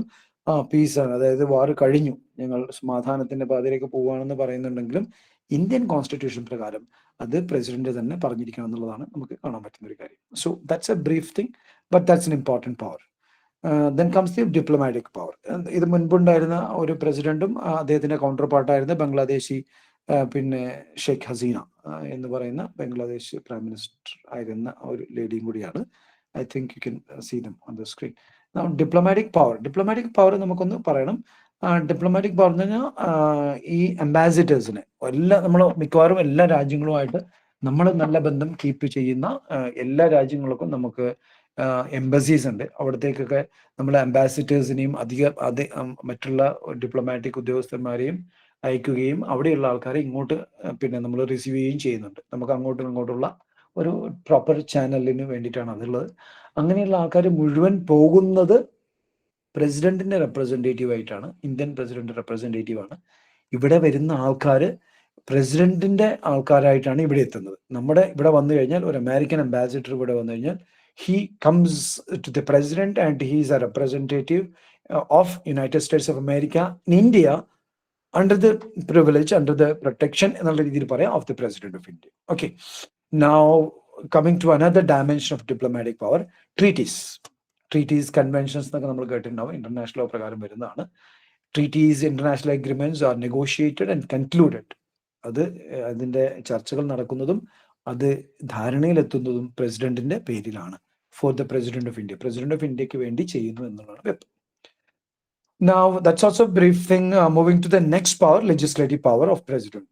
ഇത് മുൻപത്തെ ലെജിസ്ലേറ്റീവ് ഹൗസ് ആണ്. നമ്മുടെ പാർലമെന്റ് എന്ന് പറയുമ്പോൾ നമ്മുടെ മനസ്സിൽ ആദ്യം വരുന്ന പിക്ചറിൽ തന്നെ ആയിരിക്കും എൻ്റെ ഒരു വിചാരം. അതിന്റെ തന്നെ വളരെ ഡിഫറെന്റ് ആയിട്ടുള്ള ഒരു black and white picture. I thought of having this just for a fancy. Now legislative powers legislative പവേഴ്സിലേക്ക് നമ്മൾ നേരിട്ട് പോകുന്നു. പാർട്ട് ഓഫ് ദി പാർലമെന്റ്, പാർലമെന്റിന്റെ ഭാഗമാണ് പ്രസിഡന്റ്. എക്സിക്യൂട്ടീവ് പവർ അദ്ദേഹത്തിൽ മുഴുവൻ നിക്ഷിപ്തമാണെങ്കിലും ലെജിസ്ലേറ്റീവ് പവർ കൂടിയുള്ള ഒരാളാണ് പ്രസിഡന്റ്. നമ്മൾ നേരത്തെ പറഞ്ഞു, is part of the parliament. That's one. And ഇതുമായിട്ട് ബന്ധപ്പെട്ട കുറച്ചുകൂടി powers, it's on the screen. A few lines have come on the screen. Kindly have a look at that. Power to summon parliament. അത് പാർലമെന്റിന്റെ ഇപ്പം winter sessions declare ചെയ്തിട്ടുണ്ട്, date ഒക്കെ declare ചെയ്തിട്ടുണ്ട്. നമുക്കത് പത്രത്തിൽ വായിച്ചിട്ടുണ്ടാവുന്ന ഞാൻ വിചാരിക്കുകയാണ്. വിന്റർ സെഷൻ, മൺസൂൺ സെഷൻ എന്നൊക്കെ പറഞ്ഞ് നമുക്ക് സെഷൻസ് ഉണ്ട്. അപ്പോൾ അതുപോലെയുള്ള സെഷൻസ് പാർലമെന്റിന്റെ സഭ വിളിച്ചു ചേർക്കുന്നത് ഉള്ള പവർ പ്രസിഡന്റിലാണ്. സമൻ ചെയ്യാന്ന് പറഞ്ഞാൽ സമൻസ് അയച്ച് വരുത്തുക എന്നുള്ളതെങ്കിൽ തുടങ്ങുക എന്നുള്ളൊരു അർത്ഥമാണ് അവിടെ വരുന്നത്. Within 6 months of last session, 2 സെഷൻസിന്റെ ഇടയിലുള്ള സമയം 6 മാസത്തിൽ കൂടരുതെന്നുണ്ട്. അതൊക്കെ നോക്കുന്ന പ്രസിഡന്റ് ആണ്. Joint session in the case of dead lock, അതായത് ഒരു നിയമം പാസ്സാക്കുമ്പോൾ നമുക്കറിയാം പാർലമെന്റിലാണെങ്കിൽ രാജ്യസഭയും ലോക്സഭയും പാസ്സാക്കണം. അത് രാജ്യസഭ പാസ്സാക്കിയതൊന്ന് ലോക്സഭ പാസ്സാക്കാതിരിക്കുകയും ലോക്സഭ പാസ്സാക്കിയതൊന്ന് രാജ്യസഭ പാസ്സാക്കാതിരിക്കുകയും അങ്ങനെയൊക്കെയുള്ള പ്രശ്നങ്ങളൊക്കെ വന്നു കഴിഞ്ഞാൽ you call it as A dead lock. അത് ഡെഡ് ലോക്ക് ആയിട്ടാണ് നമ്മൾ കാണുന്നത്. അങ്ങനെ ഡെഡ് ലോക്ക് ആയിട്ട് വന്നു കഴിഞ്ഞാൽ, അതായത് ഒരു നിയമം പാസ്സാക്കാൻ പറ്റാത്തൊരവസ്ഥ വന്നു കഴിഞ്ഞാൽ ഇതിന്റെ രണ്ടിനെയും കൂടി ജോയിന്റ് സെഷൻ വിളിക്കുകയും ആ ജോയിന്റ് സെഷനിലാണ് അത് പാസ്സാക്കുക, അത് കൺസിഡർ ചെയ്യും. അപ്പൊ അങ്ങനെ ജോയിന്റ് സെഷൻ വിളിക്കാനുള്ള അധികാരവും പ്രസിഡന്റിൽ നിക്ഷിപ്തമാണ്. And president addresses the parliament over general policy. ഓരോ ഗവൺമെന്റിന്റെയും ജനറൽ പോളിസി, ഓരോ വർഷത്തെയും ഉള്ള പോളിസി, ഒരു പോളിസി ഒരു പ്രഖ്യാപനത്തിനുള്ള ഒരു പ്രസംഗമൊക്കെ ഉണ്ട്. അത് നമ്മൾ കണ്ടിട്ടുണ്ടാവുമെന്ന് ഞാൻ വിചാരിക്കുകയാണ്.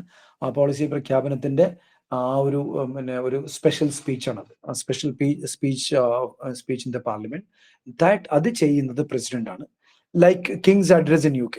ഈ UK രാജ്ഞിയോ രാജാവോ പാർലമെന്റിനെ അഡ്രസ് ചെയ്യുന്ന തത്തുല്യമായിട്ടുള്ള ഒരു ലെജിസ്ലേറ്റീവ് പവറാണ് ഇത് പിന്നെ നമ്മുടെ പ്രസിഡന്റിനും ഉള്ളത്. Now assent of the president for the bills. ഏത് ബില്ലായാലും, നമ്മുടെ ഇപ്പോഴത്തെ BNS-ഉം BNSS ആണെങ്കിലും BSA, ഇതൊക്കെയാണ് പ്രധാനപ്പെട്ട ഇപ്പൊ നമുക്ക് എടുത്തു പറയാവുന്ന 2-3 എക്സാമ്പിൾസ് ആയിട്ട് പറയാവുന്ന അങ്ങനെയുള്ള ബില്ലുകളെല്ലാം പാർലമെന്റ്, ലോക്സഭയും രാജ്യസഭയും പാസ്സാക്കി കഴിഞ്ഞാൽ പോലും അത് ശരിക്കും നിയമമായി മാറണമെങ്കിൽ നിയമമാക്കുന്നത് അത് പ്രസിഡന്റിന്റെ അസന്റ് കിട്ടുമ്പോഴാണ്, പ്രസിഡന്റിന്റെ ഒരു ഒപ്പിന്റെ അടിസ്ഥാനത്തിലാണ്. Now, bill to alter form states can be introduced at the recommendation of the president only. നമ്മുടെ സെക്ഷൻ 3 ഓർമ്മയുണ്ടെന്ന് ഞാൻ വിചാരിക്കുകയാണ്. Sorry, article 3. ആർട്ടിക്കിൾ 3 പറയുന്നു, ഒരു ബില്ല് മൂവ് ചെയ്തിട്ടാണ് സ്റ്റേറ്റിന്റെ ഒക്കെ പുതിയ സ്റ്റേറ്റുകൾ ഉണ്ടാക്കുകയും ഓൾറെഡി ഉള്ള സ്റ്റേറ്റുകൾ ഇല്ലാതാക്കുകയും ഒക്കെ ചെയ്യുന്നതിനൊക്കെ ആ സ്റ്റേറ്റിന്റെ വ്യത്യാസങ്ങൾ വരുത്തുന്നത് നമ്മൾ വായിച്ചിട്ടുണ്ടാവും, നമ്മൾ പഠിച്ചിട്ടുണ്ടാവും. ആ സെക്ഷൻ ആർട്ടിക്കിൾ 3 ഒന്ന് ഓർക്കുക. അതിൽ പറയുന്ന അതിനുവേണ്ടി ഒരു ബില്ല് ഏതൊരാൾക്ക് എപ്പോൾ വേണമെങ്കിലും പിന്നെ മൂവ് ചെയ്യാൻ പറ്റുന്നതല്ല. അതിനൊരു ബില്ല് മൂവ് ചെയ്യണമെങ്കിൽ അത് പ്രസിഡന്റിന്റെ റെക്കമെൻഡേഷൻ ഉണ്ടെങ്കിൽ മാത്രമാണ് പറ്റുന്നത്. Kindly note, bill to alter form states can be introduced at the parliament at the recommendation of the president and at the recommendation of the president only. Now for another one, a state bill imposing restriction on trade and commerce requires president assent. അതായത് Inter state, ഒരു സ്റ്റേറ്റും മറ്റൊരു സ്റ്റേറ്റും തമ്മിലുള്ള Inter state trade and commerce നടക്കുന്ന സമയത്ത് അതിന്റെ മുകളിൽ പിന്നെ എന്തെങ്കിലും റെസ്ട്രിക്ഷൻസ് കൊണ്ടുവരണമെങ്കിൽ ആ റെസ്ട്രിക്ഷൻ കൊണ്ടുവരാൻ വേണ്ടി സ്റ്റേറ്റ് പാസ്സാക്കുന്ന നിയമമാണെങ്കിൽ പോലും, പ്ലീസ് നോട്ട്, സ്റ്റേറ്റ് പാസ്സാക്കുന്ന നിയമമാണെങ്കിൽ പോലും അത് പ്രസിഡന്റിന്റെ അസെന്റ് ഉണ്ടെങ്കിൽ മാത്രമാണ് അത് എഫക്റ്റീവ് ആവുള്ളൂ. Because it affects another state also. Now Rajya Sabha മെമ്പേഴ്സിനെ ഇപ്പൊ നോമിനേറ്റ് ചെയ്യുന്നുണ്ട്. അപ്പൊ അവരൊക്കെ ഇപ്പൊ കുറച്ചിട്ടുണ്ട്. പിന്നെ ആംഗ്ലോ ഇന്ത്യൻ മെമ്പേഴ്സിന്റെ കാര്യം ഇപ്പൊ ഇല്ല. Now lays before the parliament. ഈ പിന്നെ പാർലമെന്റിന്റെ മുന്നിൽ ചില കാര്യങ്ങളൊക്കെ ലേ ചെയ്യുന്നത്, പാർലമെന്റിന്റെ കോഗ്നിസൻസിൽ കൊണ്ടുവരുന്ന, ശ്രദ്ധയിൽപ്പെടുത്തുന്നത് പിന്നെ പ്രസിഡന്റിന്റെ പവറാണ്. Lays before the parliament annual budget, report of Attorney General, Finance Commission, report of CAG, Controller and Auditor General, Finance Commission റിപ്പോർട്ടുകൾ, UPSC റിപ്പോർട്ടുകൾ, ഇതെല്ലാം പാർലമെന്റിന്റെ മുന്നിൽ ലേ ചെയ്യുന്നത്, പാർലമെന്റിന് മുന്നിൽ അതോറിറ്റേറ്റീവായിട്ട് വെക്കാനുള്ള അധികാരം പ്രസിഡന്റിൽ നിക്ഷിപ്തമാണ്. ഇതെല്ലാം പാർലമെന്റിന്റെ നിയമനിർമ്മാണ സഭയുടെ മുന്നിലായതുകൊണ്ട് that is considered to be a legislative power. Then power to dissolve Lok Sabha. അപ്പൊ നമ്മൾ സ്റ്റാർട്ട് ചെയ്തു, അതിന്റെ ഒരു എൻഡിൽ നമ്മൾ എത്തുകയാണ്. Power to dissolve Lok Sabha. Sorry to interrupt sir, ഈ lays before parliament annual budget report, ഇത് പിന്നെ on behalf of the president somebody is doing it or president himself does it? President നേരിട്ട് വന്ന് പ്രസിഡന്റ് തന്നെ ചെയ്യില്ല. പിന്നെ president on behalf the president ആയിരിക്കും ചെയ്യുക. ആ രീതിയിലാണ് വരും. Okay, now we are moving to another power. Next power ordinance making power ആണ്. ഓർഡിനൻസ് മേക്കിംഗ് പവറിന്റെ കാര്യത്തിൽ ജസ്റ്റ് ഒരു പോയിന്റ് ഞാൻ പറയണമെന്ന് വിചാരിക്കുകയാണ്. നമുക്ക് ലെജിസ്ലേറ്റീവ് പവർ മാത്രമായിട്ട് പിന്നെ നമ്മുടെ പരീക്ഷയിൽ ചോദിച്ചു കഴിഞ്ഞാൽ ലെജിസ്ലേറ്റീവ് പവറിന്റെ കൂടെ നമ്മൾ ലെജിസ്ലേറ്റീവ് പവർ എന്നുള്ള ടോപ്പിക്കിൽ ഹെഡിങ്ങിൽ ഇപ്പൊ നമ്മൾ ഡിസ്കസ് ചെയ്ത പോയിന്റ്സും ഇപ്പോൾ ഡിസ്കസ് ചെയ്യാൻ പോകുന്ന ഓർഡിനൻസ് മേക്കിംഗ് പവറും പറയണം. ഓർഡിനൻസ് മേക്കിംഗ് പവർ എന്ന് പറഞ്ഞു കഴിഞ്ഞാൽ ഒരു നിയമനിർമ്മാണം തന്നെയാണ്. അപ്പൊ അത് ലെജിസ്ലേറ്റീവ് പവറിന്റെ കൂടെ കൂട്ടി എഴുതേണ്ടത് ഒരു അത്യാവശ്യമാണ്. അത് വിട്ടുപോയി കഴിഞ്ഞാൽ നമ്മൾ മാർക്ക് പോകും. ഓക്കെ, ആർട്ടിക്കിൾ 123 ആണ് ordinance making power of the president. പിന്നെ ആർട്ടിക്കിൾ 213 ഇതിനൊന്ന് തിരിച്ചിട്ടാൽ കിട്ടുന്നത് 213 എന്ന് പറയുന്ന ആർട്ടിക്കിൾ ആണ് ഗവർണറുടെ ഓർഡിനൻസ് മേക്കിംഗ് പവർ. ഇത് രണ്ടും സിമിലർ ആയതുകൊണ്ട് ഏതെങ്കിലും ഒന്ന് പഠിച്ചു കഴിഞ്ഞാൽ ആ ആർട്ടിക്കിളിന്റെ നമ്പർ മാത്രം മാറ്റി കഴിഞ്ഞാൽ നമുക്ക് പോയിന്റ്സ് കിട്ടും. Okay, some constitution tips. when both the houses are not in session. ഇപ്പം നമ്മൾ പ്രസിഡന്റിന്റെ കാര്യം പറയുമ്പോൾ യൂണിയൻ നിയമങ്ങൾ ഉണ്ടാക്കുന്ന കാര്യമാണ് പറയുന്നത്. അപ്പൊ അത് പാർലമെന്റുമായിട്ട് ബന്ധപ്പെടുത്തിയാണ് നമ്മൾ പറയേണ്ടത്. പാർലമെന്റിന്റെ 2 ഹൗസസ് ഉണ്ട്, രാജ്യസഭയുണ്ട് ലോക്സഭയുണ്ട്. രാജ്യസഭയും ലോക്സഭയും രണ്ടുപേരും സെഷനിലല്ലാത്ത സമയത്ത്, സഭ കൂടിയിരിക്കുന്ന സമയമല്ലെങ്കിൽ ഇല്ലാത്ത സമയത്ത് മാത്രമാണ് ഓർഡിനൻസ് മേക്ക് ചെയ്യാൻ പറ്റുന്നത്. ഓർഡിനൻസ് എന്ന് പറഞ്ഞാൽ നമ്മളെ പാർലമെന്റ് ഒക്കെ പാസ്സാക്കുന്ന ഒരു നിയമത്തിന് തത്തുല്യമായിട്ടുള്ള സെയിം തിങ്, പേരിൽ മാത്രം വ്യത്യാസമുള്ള ഒരു സംഭവമാണ് ഓർഡിനൻസ് എന്ന് പറയുന്നത്.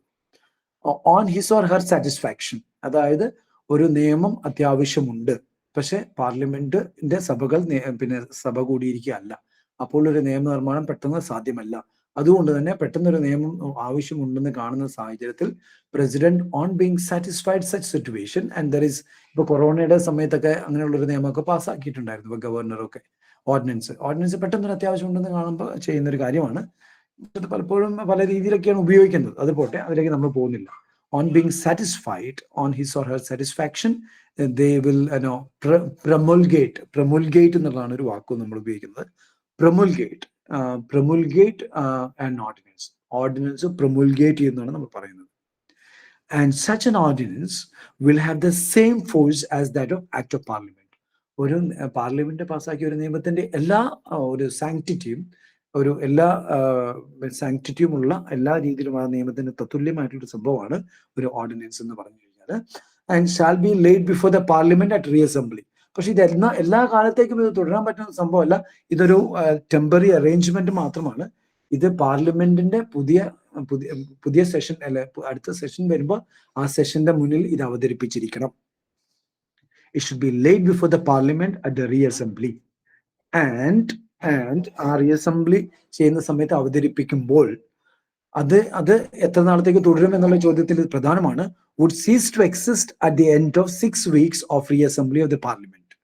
പാർലമെന്റ് കൂടിയിട്ട് 6 ആഴ്ചക്കുള്ളിൽ ഇതിന്റെ എഫക്റ്റ് ഇല്ലാതാകും. Right? Or on passage of resolution of disapproval. അല്ലെങ്കിൽ പാർലമെന്റിന് തോന്നുകയാണ് 6 ആഴ്ച ഞങ്ങൾ കാത്തിരിക്കുന്നില്ല, ഫസ്റ്റ് ആഴ്ച തന്നെ പാർലമെന്റ് തോന്നുകയാണ് ഈ നിയമം വേണ്ട, അപ്പൊ അവർക്ക് ഡിസപ്രൂവ് ചെയ്തുകൊണ്ട് റെസൊല്യൂഷൻ ഒരു തീരുമാനം ഉണ്ടാക്കും. റെസൊല്യൂഷൻ എന്ന് പറഞ്ഞാൽ തീരുമാനം. അങ്ങനെ തീരുമാനം ഉണ്ടാക്കി കഴിഞ്ഞാൽ ആ ഏത് ദിവസമാണ് ആ ഡിസൊല്യൂഷൻ പിന്നെ റെസൊല്യൂഷൻ പാസ് ചെയ്തിരിക്കുന്നത്, ആ പാസ് ചെയ്തിരിക്കുന്ന അന്ന് മുതൽ തന്നെ അതില്ലാതാവും. Right? Is that clear to everyone? Point complicated ഒന്നും അല്ല, ഒരു ചെറിയ തംസപ്പ് തരുമോ? Okay, Minna Begum, thank you. Now Mr. Shias, Mr. Krishnadas, Muhammad Asif, Mr. Muhammad Asif, thank you everyone. Now, ഇനി നമുക്ക് ഇതുമായിട്ട് ബന്ധപ്പെട്ട നേരത്തെ മിസ്റ്റർ പിന്നെ നമ്മുടെ ഷിയാസ് ഒക്കെ ചോദിച്ച ഒരു ചോദ്യത്തിന്റെ ഉത്തരം കൂടിയാണ്. ഇൻഡയറക്റ്റ് ഇല്ല, ഡയറക്റ്റ് ആയിട്ട് തന്നെ. The grounds and necessity for ordinance cannot be called in question in any court. ഒരു ഓർഡിനൻസ് പാസ്സാക്കാനുള്ള സമയമായിരുന്നോ, പാസ്സാക്കേണ്ടിയിരുന്നോ ഇല്ലയോ എന്നുള്ളൊരു ചോദ്യം കോടതിയിൽ നമുക്ക് ചോദ്യം ചെയ്യാൻ സാധിക്കില്ല. പക്ഷെ തീർന്നിട്ടില്ല, അവിടെ കഴിയുന്നില്ല. പക്ഷെ ഇതൊരു ഇമ്പോർട്ടന്റ് പോയിന്റ് ആണ്. ഓർഡിനൻസ് മേക്ക് ചെയ്യേണ്ടിയിരുന്നില്ല, നിങ്ങൾ എന്തിനാണ് ഓർഡിനൻസ് ഉണ്ടാക്കിയത് എന്ന് ചോദിച്ചുകൊണ്ട് ആരും കേസ് കൊടുക്കാൻ പറ്റില്ല. അത് പ്രസിഡന്റിന്റെ ഡിസ്ക്രിപ്ഷൻ ആണ്, വിവേചനാധികാരമാണ്. പക്ഷേ ordinance making power constitutionally valid ആണ്. അത് ഓർഡിനൻസ് മേക്കിംഗ് പവർ എന്ന് പറഞ്ഞ ഒരു സ്പെഷ്യൽ പവർ ആണല്ലോ. പാർലമെന്റിന്റെ അത്രയധികം ആൾക്കാർ 700ഓളം MPs ഇരുന്ന് ചെയ്യേണ്ട കാര്യമാണ് പ്രസിഡന്റ് ചെയ്യുന്നത്. ആ പവർ കോൺസ്റ്റിറ്റ്യൂഷണലി വാലിഡ് ആണെന്ന് പറഞ്ഞിട്ടുണ്ട്. അതിന്റെ കൂടെ ഈ ഒരു point, this is the point I would like to bring to the notice of everyone, especially mister Shiyas. Ordinance is subject to judicial review. Ordinance ഉണ്ടാക്കി കഴിഞ്ഞാൽ ഓർഡിനൻസിന്റെ ക്ലോസസ് ഉണ്ട്. ക്ലോസസ് എന്നാണ് നമ്മൾ പറയുന്നത്, സെക്ഷൻസിന് പകരം ക്ലോസ് എന്നാണ് എന്റെ ഓർമ്മ. ആ ക്ലോസസ് ചിലത് അൺകോൺസ്റ്റിറ്റ്യൂഷൻ ആണ്. പിന്നെ എന്താണ് നമ്മുടെ ബേസിക് സ്ട്രക്ചറിന് എതിരാണ്, അല്ലെങ്കിൽ നമ്മുടെ ഫണ്ടമെന്റൽ റൈറ്റിന് എതിരാണോ അല്ലയോ എന്ന് വെരിഫൈ ചെയ്യുന്ന പ്രോസസ്സാണ് ആർട്ടിക്കിൾ 13 ജുഡീഷ്യൽ റിവ്യൂ. ആ ജുഡീഷ്യൽ റിവ്യൂ പ്രകാരം നമുക്ക് കേസ് ഇത് കൊടുക്കാം. ജുഡീഷ്യറിക്ക്, സുപ്രീം കോടതിക്കും ഹൈക്കോടതിക്ക് അത് എക്സാമിൻ ചെയ്യാൻ സാധിക്കും. Thank you for the thumbs up, Mr. Shias, and I think it answered your concern to a great extent. Okay, now for pardoning power. Pardoning power ഇടാൻ പറ്റിയ ഏറ്റവും നല്ലൊരു മുഖമായിട്ട് എനിക്ക് തോന്നിയത് ശ്രീ അബ്ദുൽ കലാമിൻ്റെതാണ്. അദ്ദേഹത്തിന്റെ ഒരു മുഖം ഇട്ടെന്ന് മാത്രമേ ഉള്ളൂ. Okay, any president has got this power. Pardoning power article 72 ആണ്. കോർട്ട് മാർഷ്യൽ അടക്കം, കോർട്ട് മാർഷ്യൽ എന്ന് പറഞ്ഞാൽ പട്ടാള കോടതിയാണ്. കോർട്ട് മാർഷ്യൽ അടക്കമുള്ള കാര്യങ്ങളിൽ പാർഡനിങ് പവർ ഉണ്ട്. Matters relating to executive matters of the union. പിന്നെ നമ്മുടെ യൂണിയന്റെ എക്സിക്യൂട്ടീവ് മാറ്റേഴ്സിനെ കുറിച്ച് പറയുന്ന എക്സിക്യൂട്ടീവ് മാറ്റേഴ്സ് ഏതൊക്കെയാണെന്ന് ചോദിച്ചു കഴിഞ്ഞാൽ നമ്മൾ ഷെഡ്യൂൾ 7 നമുക്ക് 3 ലിസ്റ്റ് ഉണ്ട്. Union list, state list and concurrent list.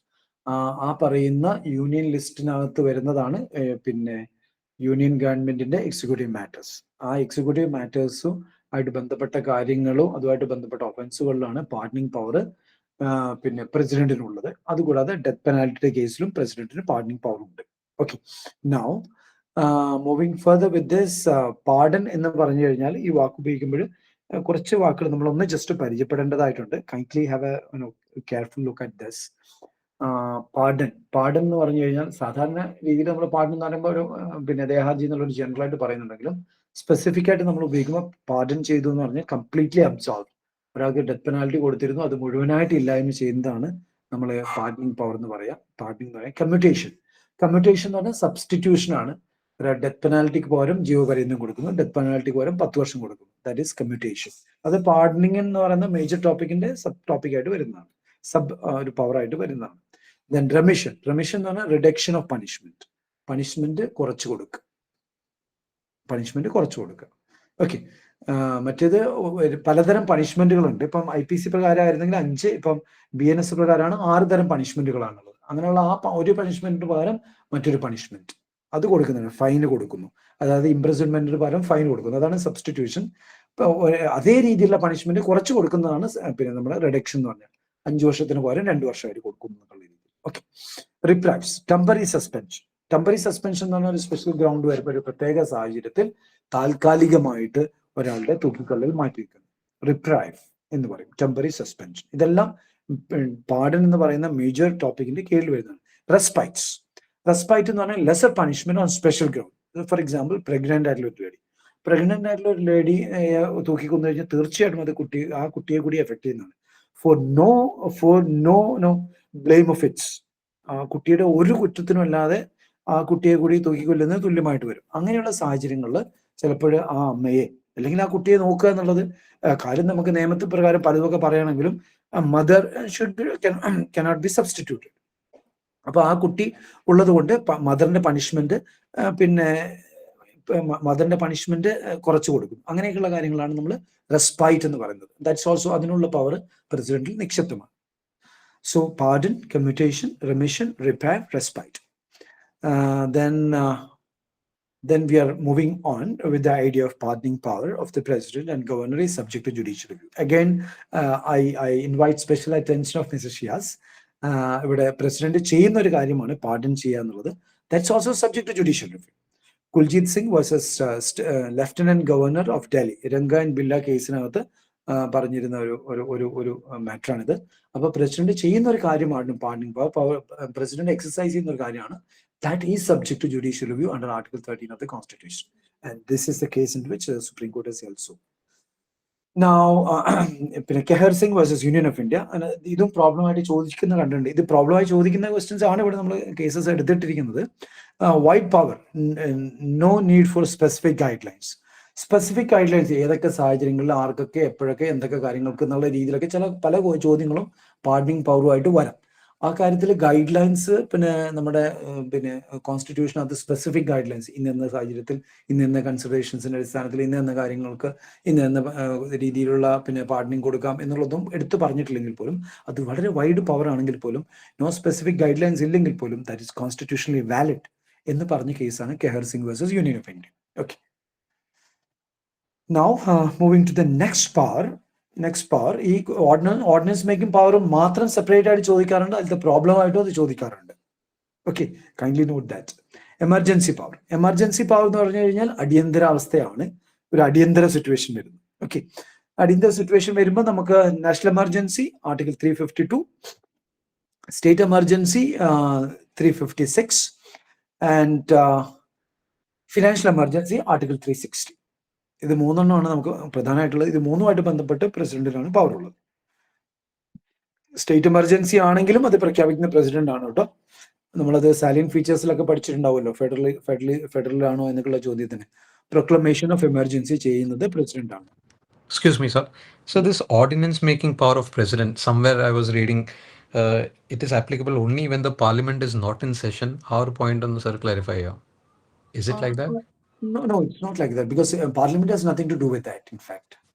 Okay. അത് ഒരു കോടതി കൊടുക്കുന്ന ഒരു പണിഷ്മെന്റുമായിട്ട് ബന്ധപ്പെട്ടതാണ്. പാർലമെന്റ് സെഷനിലാണോ ഇല്ലയോ എന്നുള്ളത് that's not a very material thing as far as എന്റെ അണ്ടർസ്റ്റാൻഡിങ് അതാണ്. റീസണബിൾ ഞാൻ വായിച്ച നമ്മുടെ കോൺസ്റ്റിറ്റ്യൂഷന്റെ കേസസിന്റെ. Okay, so ordinance making power of a president, it's again vested and based on the ordinance making power. You're speaking about ordinance. Yes.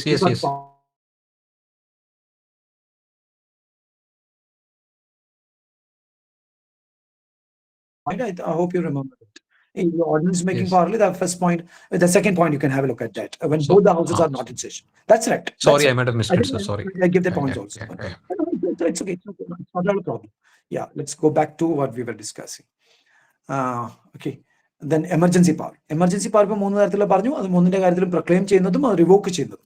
അതായത് ആ emergency പ്രഖ്യാപിക്കുന്നതും ആ emergency കഴിഞ്ഞാൽ ഇനി മതിയെന്ന് തീരുമാനിക്കുന്ന രണ്ടും തീരുമാനിക്കുന്ന വളരെ പ്രധാനപ്പെട്ട കാര്യങ്ങളാണ് ഇത് രണ്ടും. സിമ്പിൾ ആയിട്ട് പറയുന്നതാണെങ്കിൽ പോലും ഇത് രണ്ടും പ്രസിഡന്റിൽ നിക്ഷിപ്തമായിട്ടുള്ള പവറാണ്. Then should be laid before the parliament.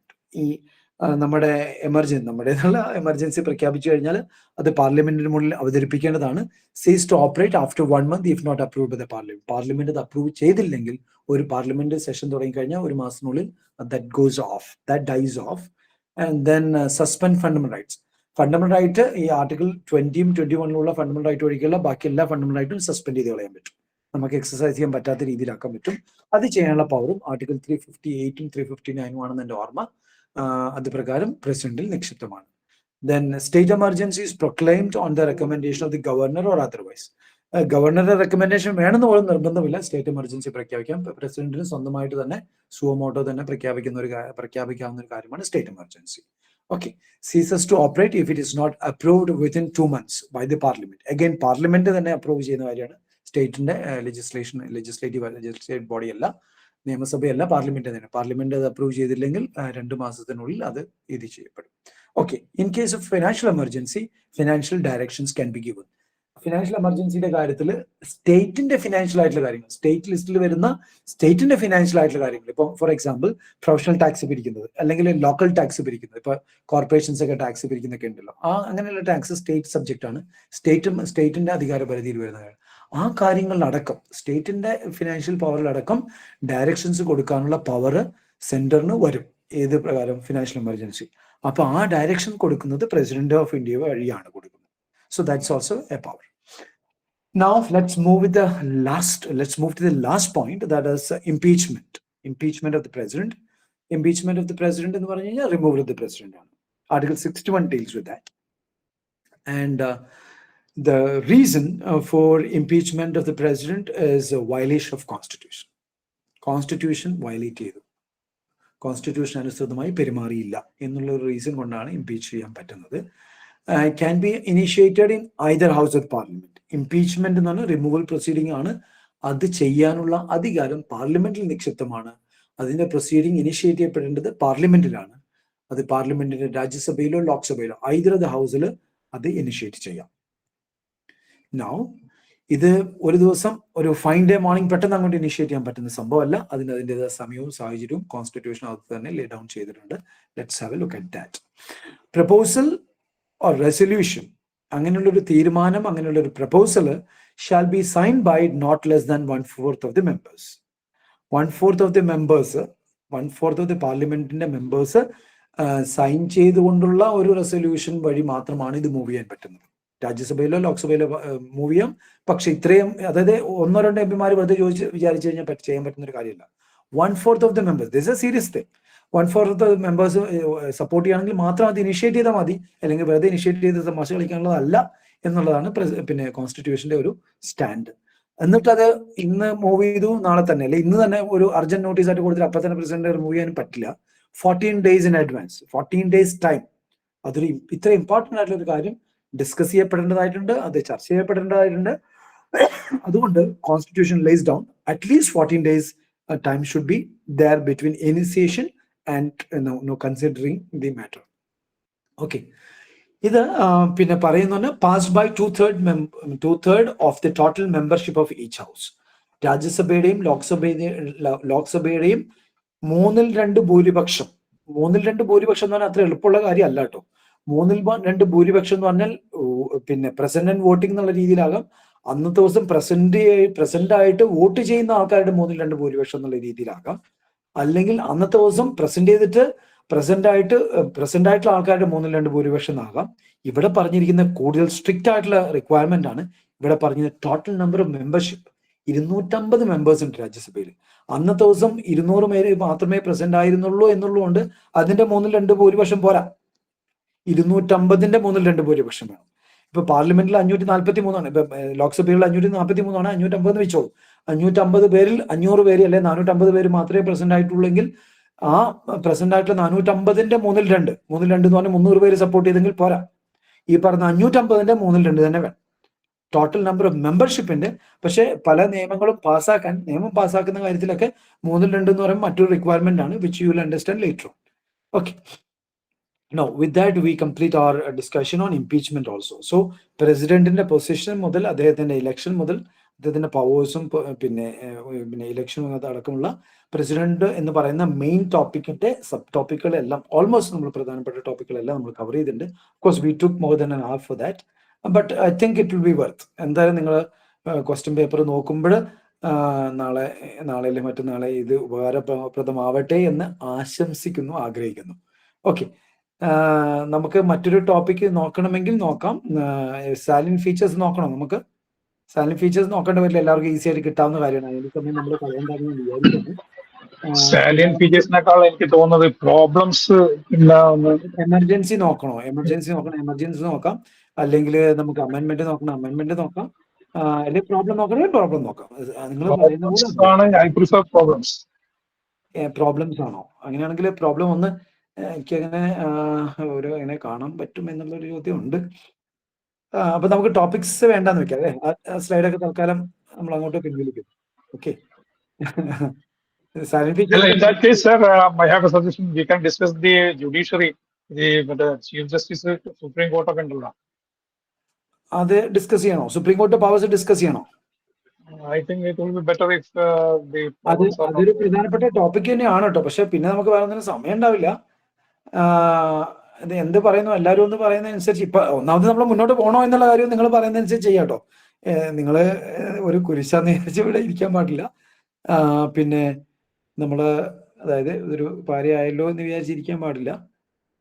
പിന്നെ നമുക്ക് ഇനി സുപ്രീം കോടതി ഒരു പ്രധാനപ്പെട്ട ടോപ്പിക് തന്നെയാണ്.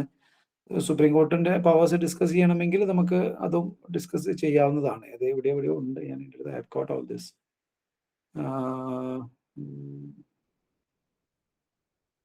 ദൈവം, എല്ലാ ടോപ്പിക്കും കവർ ചെയ്യാൻ തന്നെ എളുപ്പമുള്ള കാര്യമല്ലോ സർ. എക്സാക്ട്ലി സാറിന്റെ ടൈം അവൈലബിലിറ്റിനനുസരിച്ച് at least from exam perspective like എല്ലാ ടോപ്പിക്കിനും ഒരു key 1-2 questions what you feel like most likely to be asked, അങ്ങനെ എന്തെങ്കിലും.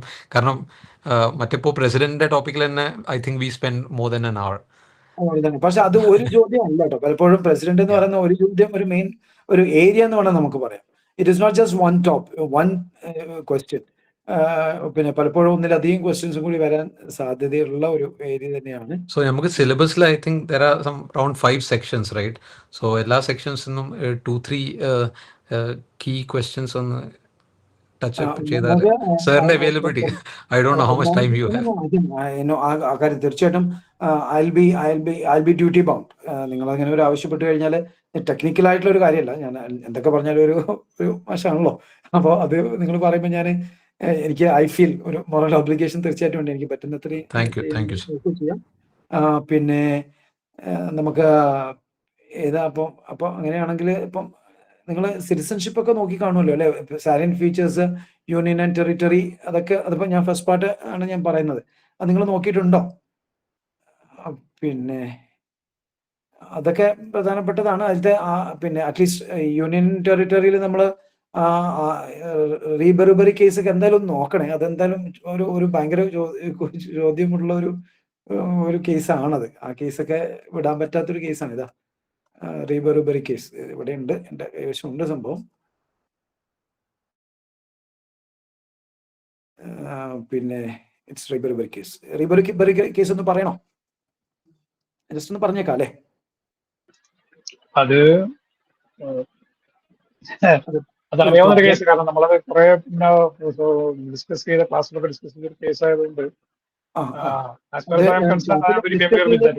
ക്ലാസ്സിൽ അത് ശരിക്കും മനസ്സിലായിട്ടുണ്ടാകും എന്ന് ഞാൻ വിചാരിക്കുകയാണ്. പ്രോബ്ലം ക്വസ്റ്റ്യൻ തന്നെയാണ് ഈ റീബെറുബറി കേസൊക്കെ, ഒരു പ്രോബ്ലം ക്വസ്റ്റ്യൻ തന്നെയാണ്. നമ്മള് പിന്നെ മുഹമ്മദ് റാസയുടെ ഒരു കേസ് ഉണ്ട് സിറ്റിസൺഷിപ്പിൽ. അതൊക്കെ ഒന്ന് നോക്കിക്കഴിഞ്ഞാൽ അത് റിപ്പീറ്റഡ് ആയിട്ട് ചോദിക്കുന്ന കണ്ടിട്ടുണ്ട്. നമുക്ക് ഉറപ്പിച്ച് പറയാൻ പറ്റുന്നില്ല കേട്ടോ, ഞാൻ ക്വസ്റ്റ്യൻ പേപ്പർ നോക്കിയതിന്റെ അടിസ്ഥാനത്തിൽ പറയുന്നതാണ്. സാധ്യതകളെ കുറിച്ചാണ് ഞാൻ സംസാരിക്കുന്നത്. സാറ് പറഞ്ഞിട്ട് വന്നില്ല എന്ന് പറയരുത്. മുഹമ്മദ് റാസയുടെ ഒരു കേസ് എന്ന് വെച്ച് കഴിഞ്ഞാൽ ആ ഡൊമിസൈലുമായിട്ട് ബന്ധപ്പെട്ട മുഹമ്മദ് റാസയുടെ കേസ് ആർട്ടിക്കിൾ 5 കോൺസ്റ്റിറ്റ്യൂഷനകത്തുണ്ട് സിറ്റിസൺഷിപ്പിൽ. അതൊന്ന് നോക്കുന്നത് തീർച്ചയായിട്ടും പ്രോബ്ലം ക്വസ്റ്റ്യന്റെ കാര്യത്തിൽ നല്ലതായിരിക്കും. റീബെറുബറി കേസ് നോക്കുന്നത് നല്ലതായിരിക്കും. പിന്നെ നമ്മള് അതുപോലെയുള്ള കേസുകൾ നിങ്ങൾ പറഞ്ഞു കഴിഞ്ഞാൽ നമ്മളിപ്പം ഡിസ്കസ് ചെയ്ത ടോപ്പിക്സിലൊക്കെ കുറച്ച് പിന്നെ NP ഗാരെ എന്നുള്ള കേസൊക്കെ നമ്മൾ ഡിസ്കസ് ചെയ്തിട്ടുണ്ടല്ലോ. ആ കേസൊക്കെ നമ്മൾ പറയുന്നത് കുറച്ച് നന്നായി. ഒരു പ്രോബ്ലം നമ്മൾ ചോദിച്ചു കഴിഞ്ഞാൽ നമ്മൾ ദർശനയോ, ആ കുട്ടിയുടെ പേര് ദർശനയല്ലേ, ആ ദർശന എനിക്ക് വാട്സപ്പിൽ എന്തോ ഒരു പ്രോബ്ലം ഒക്കെ അയച്ചു തന്നിട്ടുണ്ടായിരുന്നു. ഒരു മിനിറ്റ് കേട്ടോ, ഞാനതൊന്ന് എടുത്ത് നോക്കിക്കോട്ടെ. ദർശന അയച്ചു തന്നിരിക്കുന്നത് പ്രോബ്ലംസ് അല്ല, അത് സിലബസ് ആണ്. സിലബസ് ഐ ഹാവ് നോട്ടീസ്ഡ്, ഞാൻ നോട്ട് ചെയ്തിട്ടുള്ള ഒരു കാര്യമാണ്. പിന്നെ നമ്മൾ ആ കളറബിൾ ലെജിസ്ലേഷൻ, പിത്തൻ സബ്സ്റ്റൻസ്, അതൊക്കെ നോക്കിയിട്ടുണ്ടോ dear friends, daring friends of my? അതിൽ ഒരു ഡൗട്ട് ഉണ്ട് sir. I mean few doubts. അതുകൊണ്ട് തന്നെയാണ് ഞാൻ ചോദിച്ചത്. Sir, pittance substance, if I may. Yeah, please. Okay.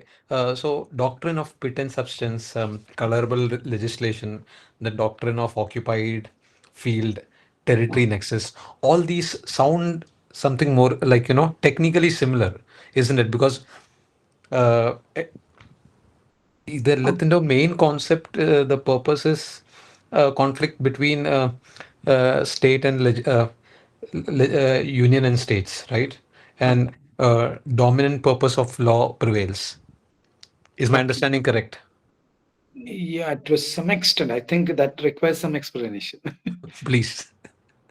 Okay. ഞാൻ അതിനകത്ത് പ്രധാനമായിട്ട് 3 കാര്യങ്ങളാണ് പറഞ്ഞതായിട്ട് എനിക്ക് തോന്നുന്നത്. 4 5 നമുക്ക് കണ്ടെത്താം. പക്ഷെ ഇപ്പൊ 3 മിസ്റ്റർ ഷിയാസ് എംഫസൈസ് ചെയ്തതുപോലെ എനിക്ക് തോന്നുന്നു. അത് ഇതൊക്കെയാണ്. I'll go like this. Territorial nexus, the doctrine of territorial nexus. Doctrine of territorial nexus എന്ന് പറഞ്ഞു കഴിഞ്ഞാൽ that is to be understood like this. ഇപ്പം ഒരു ടെറിറ്ററിയെ ബേസ് ചെയ്തിട്ടാണ് നിയമങ്ങൾ ഉണ്ടാക്കാനുള്ള പവർ നിക്ഷിപ്തമായിരിക്കുന്നത്.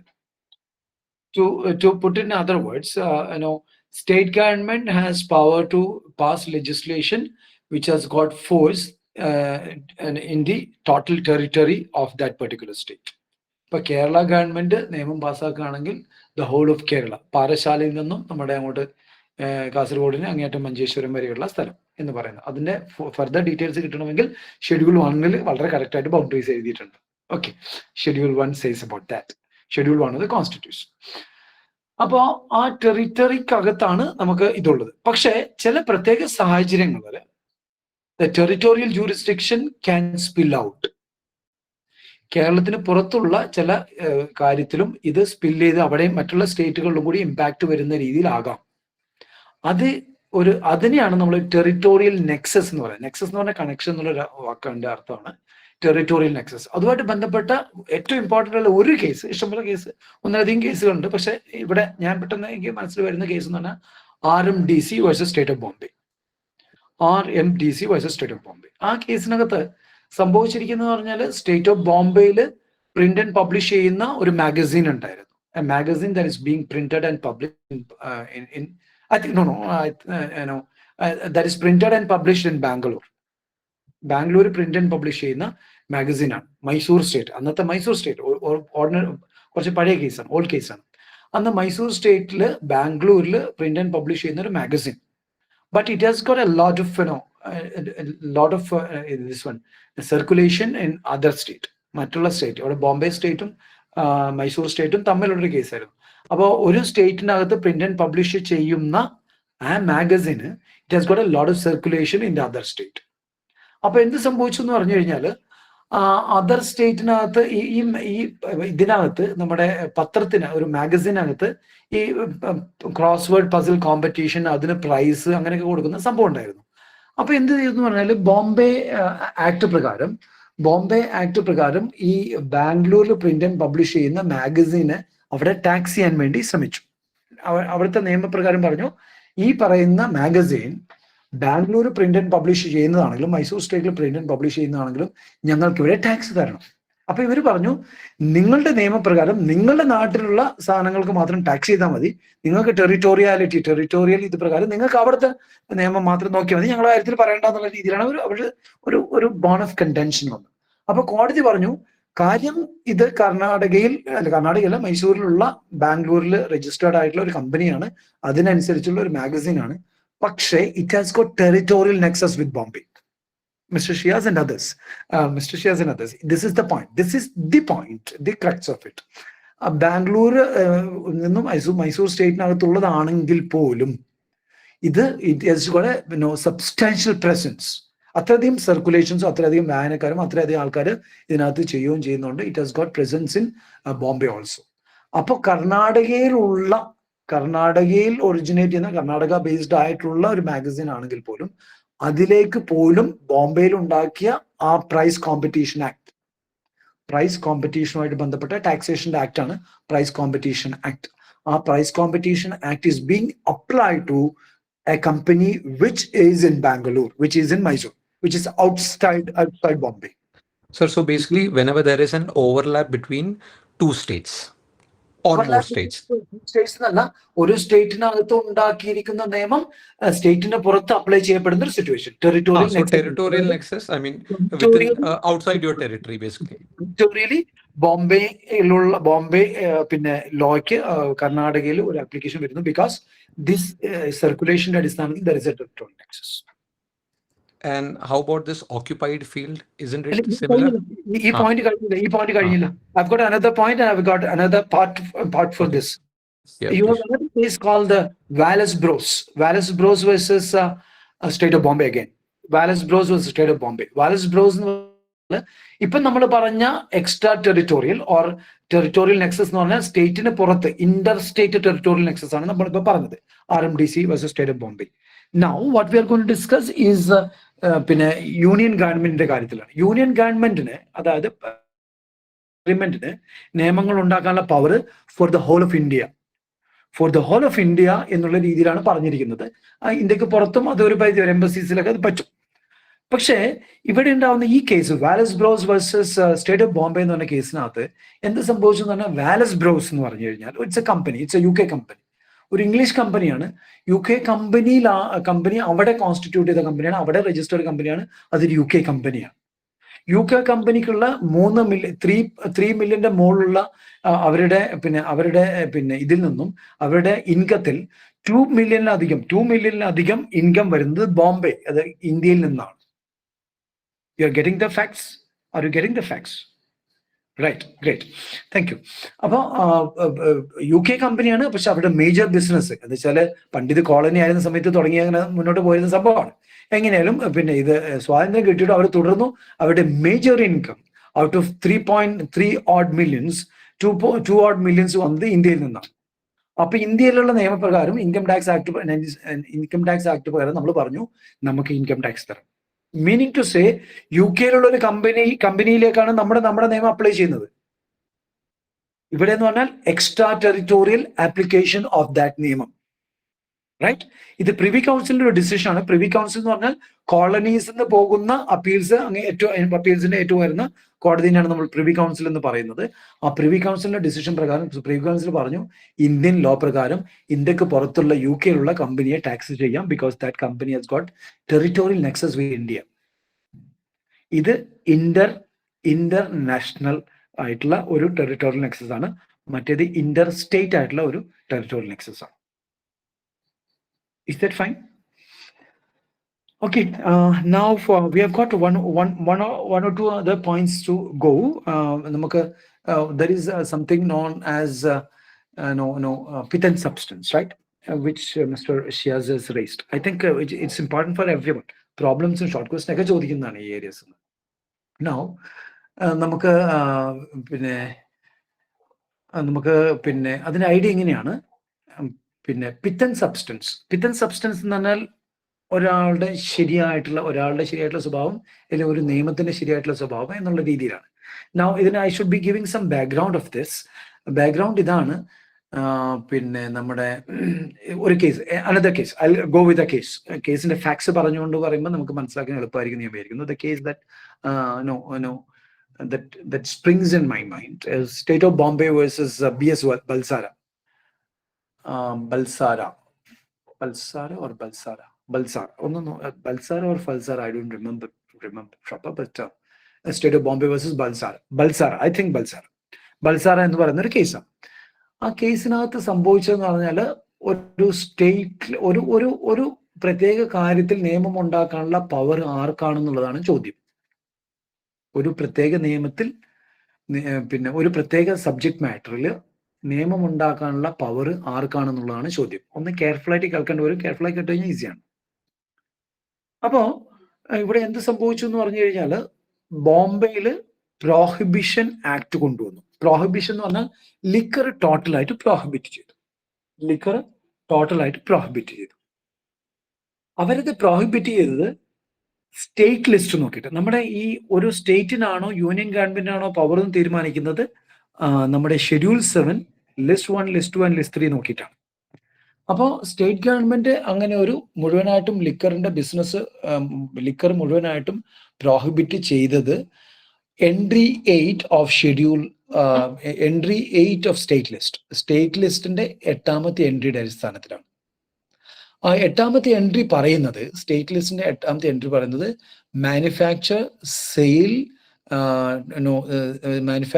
സെയിൽ, ട്രാൻസ്പോർട്ടേഷൻ എക്സെട്ര ഇതിന്റെ കാര്യത്തിലൊക്കെ സ്റ്റേറ്റിനാണ് പവർ എന്നാണ് പറയുന്നത്. റൈറ്റ്? You got it? സ്റ്റേറ്റിനാണ് ഈ എൻട്രി പറയുന്നത്.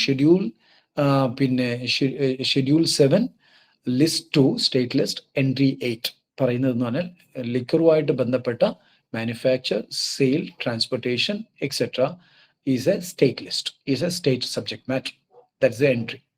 അതിന്റെ അടിസ്ഥാനത്തിൽ അവർ ഒരു നിയമം പാസ്സാക്കി. ഞങ്ങൾ നിയമം ഉണ്ടാക്കാൻ കപ്പാസിറ്റി ഉള്ളവരാണ് കോൺസ്റ്റിറ്റ്യൂഷൻ പ്രകാരം, ഞങ്ങൾ നിയമം ഉണ്ടാക്കി. നൗ അതിന്റെ ഒരു ബാക്ക്ഗ്രൗണ്ടും കൂടി പറയാം. ഇത് നമുക്ക് ബുക്കിനകത്ത് കാണാൻ പറ്റുന്ന ഒരു കാര്യമില്ല, പക്ഷെ ഇതുണ്ടെങ്കിൽ കേസ് പെട്ടെന്ന് മനസ്സിലാവും. ഇതിനകത്ത് അവിടെ ഈ അബ്കാരി കോൺട്രാക്ടർമാരുണ്ടാവും. അപ്പൊ അവരുടെ വയറ്റത്താണ് ഇത് അടിച്ചിരിക്കുന്നത്. അവരുടെ ബിസിനസ് മുഴുവനായിട്ടാണ് ഇത് നിന്ന് പോയിരിക്കുന്നത്. അപ്പൊ അവർക്ക് ഇത് വക്കീൽമാരെ കണ്ടപ്പോൾ വക്കീൽ പറഞ്ഞു കൊടുത്ത ഐഡിയ ആയിരിക്കും. അവർ പറഞ്ഞു ഇത് സ്റ്റേറ്റിന് നിയമം ഉണ്ടാക്കാൻ പറ്റാത്തൊരു കാര്യമാണെന്ന് പറഞ്ഞാൽ സ്റ്റേറ്റ് ഉണ്ടാക്കിയ നിയമം ഇല്ലാതാവും. സ്റ്റേറ്റ് ഉണ്ടാക്കിയ നിയമം ഇല്ലാതായി കഴിഞ്ഞാൽ നിങ്ങൾക്ക് ബിസിനസ് തുടരാം എന്നുള്ള രീതിയിൽ ഐഡിയ വക്കീൽ പറഞ്ഞു കൊടുത്തതിന്റെ അടിസ്ഥാനത്തിൽ ആണെന്ന് മനസ്സിലാക്കുന്നു. ഇവർ പറഞ്ഞു ഇത് ലെജിസ്ലേറ്റീവ് കോമ്പറ്റൻസ് ഇല്ലാത്ത ഒരു കാര്യമാണ്. ലെജിസ്ലേറ്റീവ് കോമ്പറ്റൻസ് ഇല്ലാത്ത കാര്യം എന്ന് പറഞ്ഞാൽ സ്റ്റേറ്റിന് നിയമം ഉണ്ടാക്കാൻ പറ്റുന്ന, കോൺസ്റ്റിറ്റ്യൂഷൻ അനുവദിക്കുന്ന ഒരു കാര്യമല്ല ഇത്. ഇത് യൂണിയൻ ഗവൺമെന്റിന്, പാർലമെന്റിന് നിയമം ഉണ്ടാക്കാൻ പറ്റുന്ന ഒരു കാര്യമാണ്. ഇത് യൂണിയൻ ലിസ്റ്റിൽ വരുന്ന ഒരു കാര്യമാണ്. അതുകൊണ്ട് സ്റ്റേറ്റിന്റെ ഗവൺമെന്റ് ഉണ്ടാക്കിയ നിയമം it is without legislative competence, so it should be declared as unconstitutional ആയിട്ട് ഡിക്ലെയർ ചെയ്യപ്പെടണം എന്നാണ് അവരുടെ വാദം. That is their bone of contention. Now ഇവരിത് പറഞ്ഞതിന്റെ അടിസ്ഥാനം എന്താണെന്ന് നോക്കാം. ഇവരുടെ കണ്ടൻഷൻ വന്നതിന്റെ അടിസ്ഥാനം അവർ പറഞ്ഞു ഇത് സ്റ്റേറ്റ് ലിസ്റ്റിലല്ല, ഇത് യൂണിയൻ ലിസ്റ്റിലാണ് വരുന്നത്. യൂണിയൻ ലിസ്റ്റിൽ വരുന്നതുകൊണ്ട് യൂണിയൻ ഗവൺമെന്റ് നിയമം ഉണ്ടാക്കണം. യൂണിയൻ ഗവൺമെന്റ് നിയമം ഉണ്ടാക്കേണ്ട സ്ഥലത്ത് സ്റ്റേറ്റ് ഗവൺമെന്റ് നിയമം ഉണ്ടായി കഴിഞ്ഞാൽ ദാറ്റ് ഈസ് അൺകോൺസ്റ്റിറ്റ്യൂഷണൽ എന്നാണ് ആ വാദം. ഇവര് പറഞ്ഞതെന്ന് പറഞ്ഞാൽ ഇതിനകത്തുള്ള ഒരു എൻട്രി, ഒരു ഐ തിങ്ക് ഇത് എൻട്രി നമ്പർ 43 ഓർ സോ, അതിനകത്തുള്ള ഒരു എൻട്രി പ്രകാരം ഒരു എൻട്രി, ഒരു സബ്ജക്ട് മാറ്റർ യൂണിയൻ ഗവൺമെന്റ് ചെയ്യാൻ പറ്റുന്ന ഒരു കാര്യമായിട്ട് പറയുന്നത് import and export of liquor അടക്കമുള്ള കാര്യങ്ങളുടെ ഇമ്പോർട്ട് ആൻഡ് എക്സ്പോർട്ട് യൂണിയൻ ഗവൺമെന്റിന്റെ പരിധിയിൽ വരുന്നതാണ്. അതായത് പാർലമെന്റിന് മാത്രം നിയമം ഉണ്ടാക്കാൻ പറ്റുന്ന കാര്യമാണ്. അവരിത് കണക്ട് ചെയ്യാൻ ശ്രമിച്ചത് എങ്ങനെയാണ്, സ്റ്റേറ്റ് ഗവൺമെന്റ് ആ ഒരു സ്റ്റേറ്റിനകത്ത് മുഴുവൻ ലിക്കർ നിരോധിച്ചു കഴിഞ്ഞാൽ that affects, please kindly note the argument, that affects the import and export. Import and എക്സ്പോർട്ടിനെ അഫക്ട് ചെയ്യുന്ന ഒരു കാര്യമാണ്. ആ ഇമ്പോർട്ട് ആൻഡ് എക്സ്പോർട്ട് എന്ന് പറഞ്ഞാൽ യൂണിയൻ ഗവൺമെന്റിന്റെ കാര്യത്തെ എഫക്ട് ചെയ്യുന്ന രീതിയിലാണ് സ്റ്റേറ്റ് നിയമം ഉണ്ടാക്കിയിരിക്കുന്നത്. അതുകൊണ്ട് ആ സ്റ്റേറ്റ് നിയമം ശരിയല്ല. Are you getting the argument? ഈ ആർഗ്യുമെന്റ് ശരിയാണെന്നല്ല, are you getting the argument? Have you got the argument? Argument മനസ്സിലായോ? ആർഗ്യുമെന്റ് ഇതാണ്. ഇത് യൂണിയൻ ഗവൺമെന്റ് പിന്നെ മാത്രം സബ്ജക്ട് മാറ്റർ ആയ യൂണിയൻ ഗവൺമെന്റ് പരിധിയിൽ വരുന്ന ഇമ്പോർട്ടിനെ എക്സ്പോർട്ടിനെ എഫക്ട് ചെയ്യുന്ന ഒരു കാര്യം എന്ന നിലയിൽ അത് യൂണിയൻ ഗവൺമെന്റിന് മാത്രം പരിധിയിൽ വരുന്നതാണ്.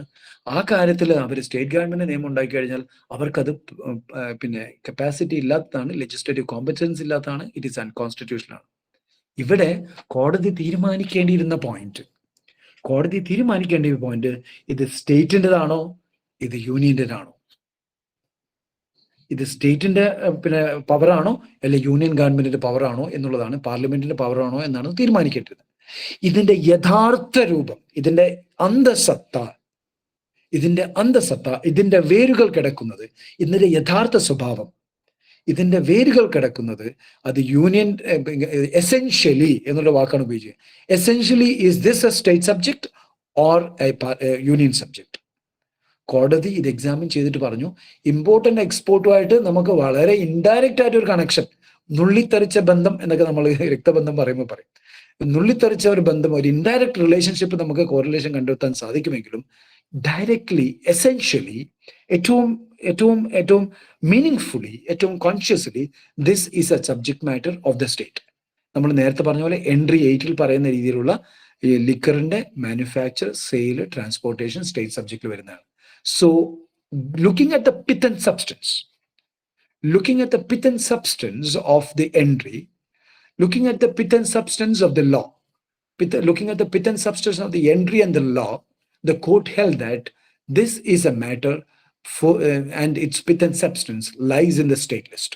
So, state government ഉണ്ടാക്കിയ നിയമം അത് പിന്നെ ലെജിസ്ലേറ്റീവ് കോമ്പറ്റൻസോട് കൂടിയുള്ളതാണ്, കോൺസ്റ്റിറ്റ്യൂഷൻ അലൗ ചെയ്യുന്ന രീതിയിലുള്ളതാണ്. പിത്ത് ആൻഡ് സബ്സ്റ്റൻസ് പ്രകാരം ആ നിയമമാണ് ആ നിയമം സ്റ്റേറ്റ് സബ്ജക്റ്റിലുള്ളതാണ്, സ്റ്റേറ്റ് നിയമം എന്നുള്ളത് ശരിയാണ് എന്നാണ് പറഞ്ഞത്.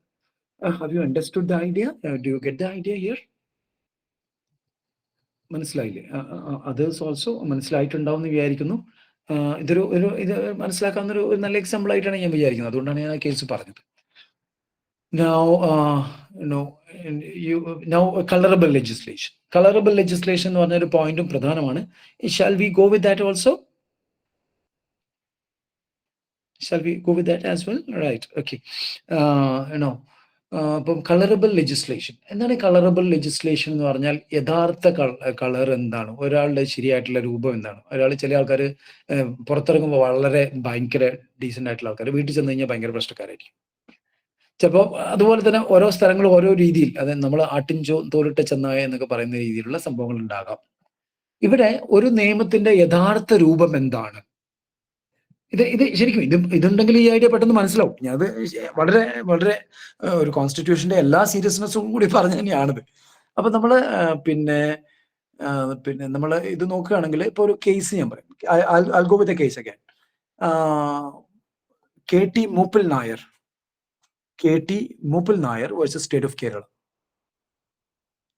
KT Mupil Nair versus State of Kerala. Right? ഈ കേസിനകത്ത് ഒരു ലാൻഡ് ടാക്സിന്റെ ഒരു നിയമം കൊണ്ടുവന്നു. ലാൻഡ് ടാക്സ് ആക്ട് പ്രകാരം 1950 ഒരു കേസാണ് കേട്ടോ. നമ്മൾ ഇതിലത്തെ പറയുന്ന എമൗണ്ട് ഒക്കെ കേൾക്കുമ്പോൾ നമുക്ക് അയ്യോ ഈ ചെറിയ എമൗണ്ടിനാണോ എന്നുള്ള രീതിയിൽ തോന്നരുത്. ഇത് 1950 2 രൂപ, 1950 രൂപയാണ് നമ്മൾ ഇതിനകത്ത് പറയുന്നത്. ഇതിനകത്ത് പറയുന്ന പറഞ്ഞാൽ ഒരു ലാൻഡ് ടാക്സ് ആക്ട് ട്രാവൻകൂറിൽ കൊണ്ടുവന്നു. Travancore land tax act. അത് പ്രകാരം ഒരാൾക്കുള്ള ഭൂമിക്ക് 1 ഏക്കറിന് 2 രൂപ വെച്ചിട്ട്, ഒരാൾക്കുള്ള ഭൂമിയിൽ 1 ഏക്കറിന് 2 രൂപ വെച്ചിട്ട്, അത് ഫലഭൂഷ്ടമായിട്ടുള്ള കൃഷി ചെയ്യുന്ന ഭൂമിയാണോ, അല്ലെങ്കിൽ കൃഷി ചെയ്തിട്ട് വരുമാനം കിട്ടാത്ത ഭൂമിയാണോ, അല്ലെങ്കിൽ തരിശു ഭൂമിയാണോ എന്നുള്ളതൊന്നും നോക്കാതെ, പാടമാണോ പിന്നെ തോട്ടമാണോ എന്നൊന്നും, നിലമാണോ എന്നൊന്നും നോക്കാതെ, അങ്ങനത്തെ ഭൂമിയുടെ രീതികളും ഭൂമിയിൽ നിന്ന് വരുമാനം ഒന്നും നോക്കാതെ 1 ഏക്കർ ഭൂമിയുള്ള ഒരാൾ 2 രൂപ വെച്ചിട്ട് പിന്നെ ലാൻഡ് ടാക്സ് കൊടുക്കണം എന്നുള്ള ഒരു അമെൻമെന്റ് ആണ് ഈ ടാക്സ്.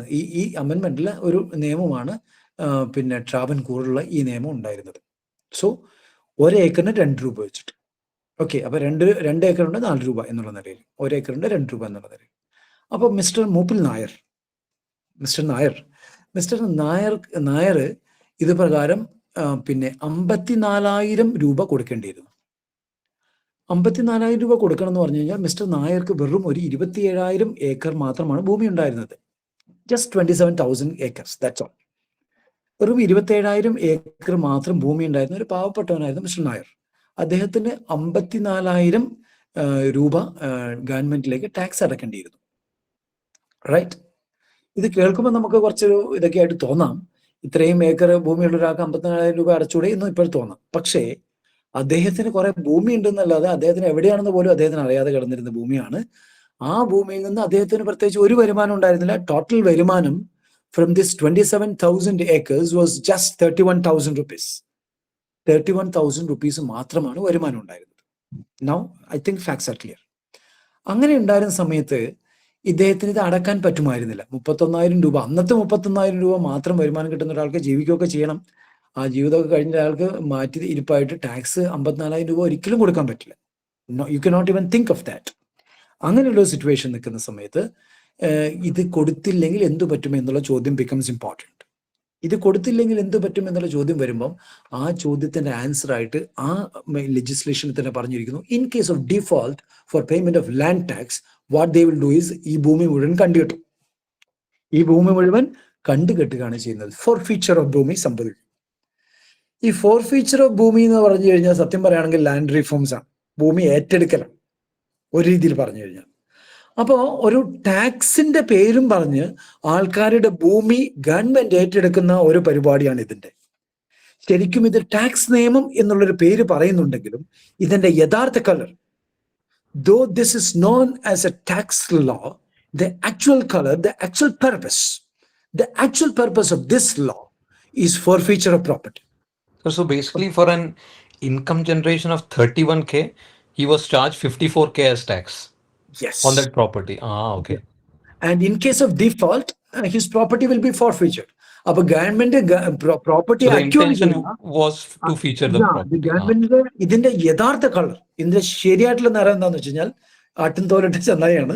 ഇതിന് യഥാർത്ഥ പിന്നെ കളർ എന്താന്ന് വെച്ച് കഴിഞ്ഞാൽ this is A lawful acquisition of property. അതാണ് ഇതിനെ നമ്മൾ കളറബിൾ ലെജിസ്ലേഷൻ എന്ന് വിളിക്കും. And in this particular case court called this law as a colorable legislation and struck it down.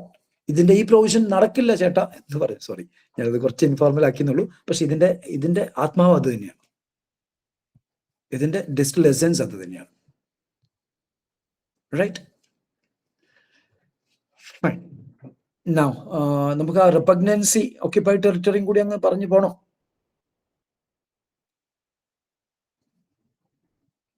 രണ്ട് നിയമങ്ങൾ തമ്മിൽ കോൺഫ്ലിക്റ്റ് ഉണ്ടായി കഴിഞ്ഞാൽ എന്ത് ചെയ്യണം എന്നുള്ളൊരു കാര്യം കൂടി ജസ്റ്റ് പറഞ്ഞു പോകണമെങ്കിൽ അങ്ങ് പറഞ്ഞു പോയേക്കാം. ഇമ്പോർട്ടൻ്റ് ആണ് കേട്ടോ. ചിലപ്പോൾ നിങ്ങൾക്ക് ഒരു ഷോർട്ട് ക്വസ്റ്റനോ ഒരു പ്രോബ്ലം ഒക്കെ കിട്ടിക്കൂടായി ഒന്നുമില്ല.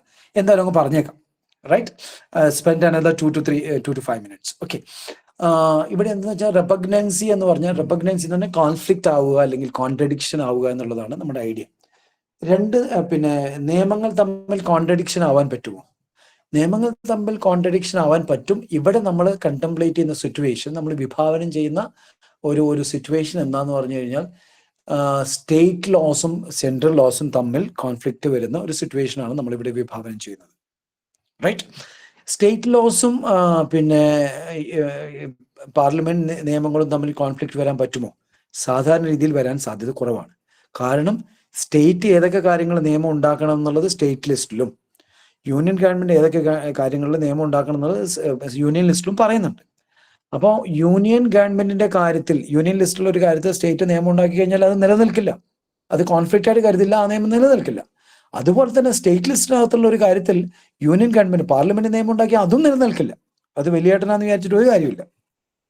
പക്ഷെ ഇവിടെ കോൺഫ്ലിക്റ്റ് വരാവുന്ന ഒരു സിറ്റുവേഷൻ എന്ന് പറഞ്ഞാൽ കൺകറന്റ് ലിസ്റ്റാണ്.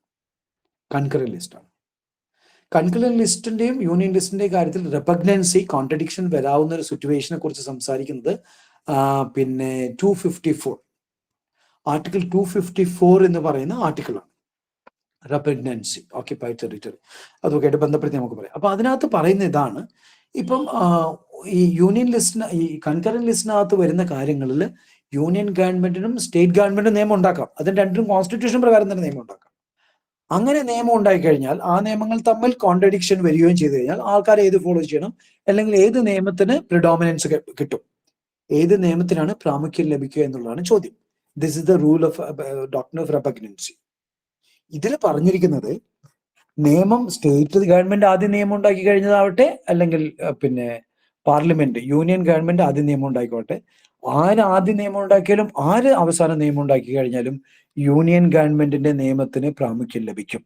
യൂണിയൻ ഗവൺമെന്റ് ആദ്യം നിയമം ഉണ്ടാക്കിയാലും അവസാനം നിയമം ഉണ്ടാക്കിയാലും, സ്റ്റേറ്റ് ഗവൺമെന്റ് ആദ്യം നിയമം ഉണ്ടാക്കിയാലും അവസാനം നിയമം ഉണ്ടാക്കിയാലും, ഏത് സമയത്ത് നിയമം ഉണ്ടാക്കിയാലും, അത് ടൈം വൈസ് ഏതിന് പ്രിഫറൻസ് ഉണ്ടെങ്കിലും ആ പ്രിഫറൻസ് ഏതിനാണെങ്കിൽ പോലും യൂണിയൻ ഗവൺമെന്റിന്റെ നിയമത്തിന് തന്നെയാണ് പ്രാമുഖ്യം ലഭിക്കുക. The state law will have to bend. State നിയമം ഇല്ലാതാവും, സ്റ്റേറ്റ് നിയമം കുനിഞ്ഞു കൊടുത്ത് അല്ലെങ്കിൽ പിന്നെ സബ്സർവിയന്റ് ആയി മാറിയേ പറ്റുള്ളൂ. പക്ഷെ ഇതിന് ചിലൊരു എക്സെപ്ഷൻ പറയുന്നുണ്ട്.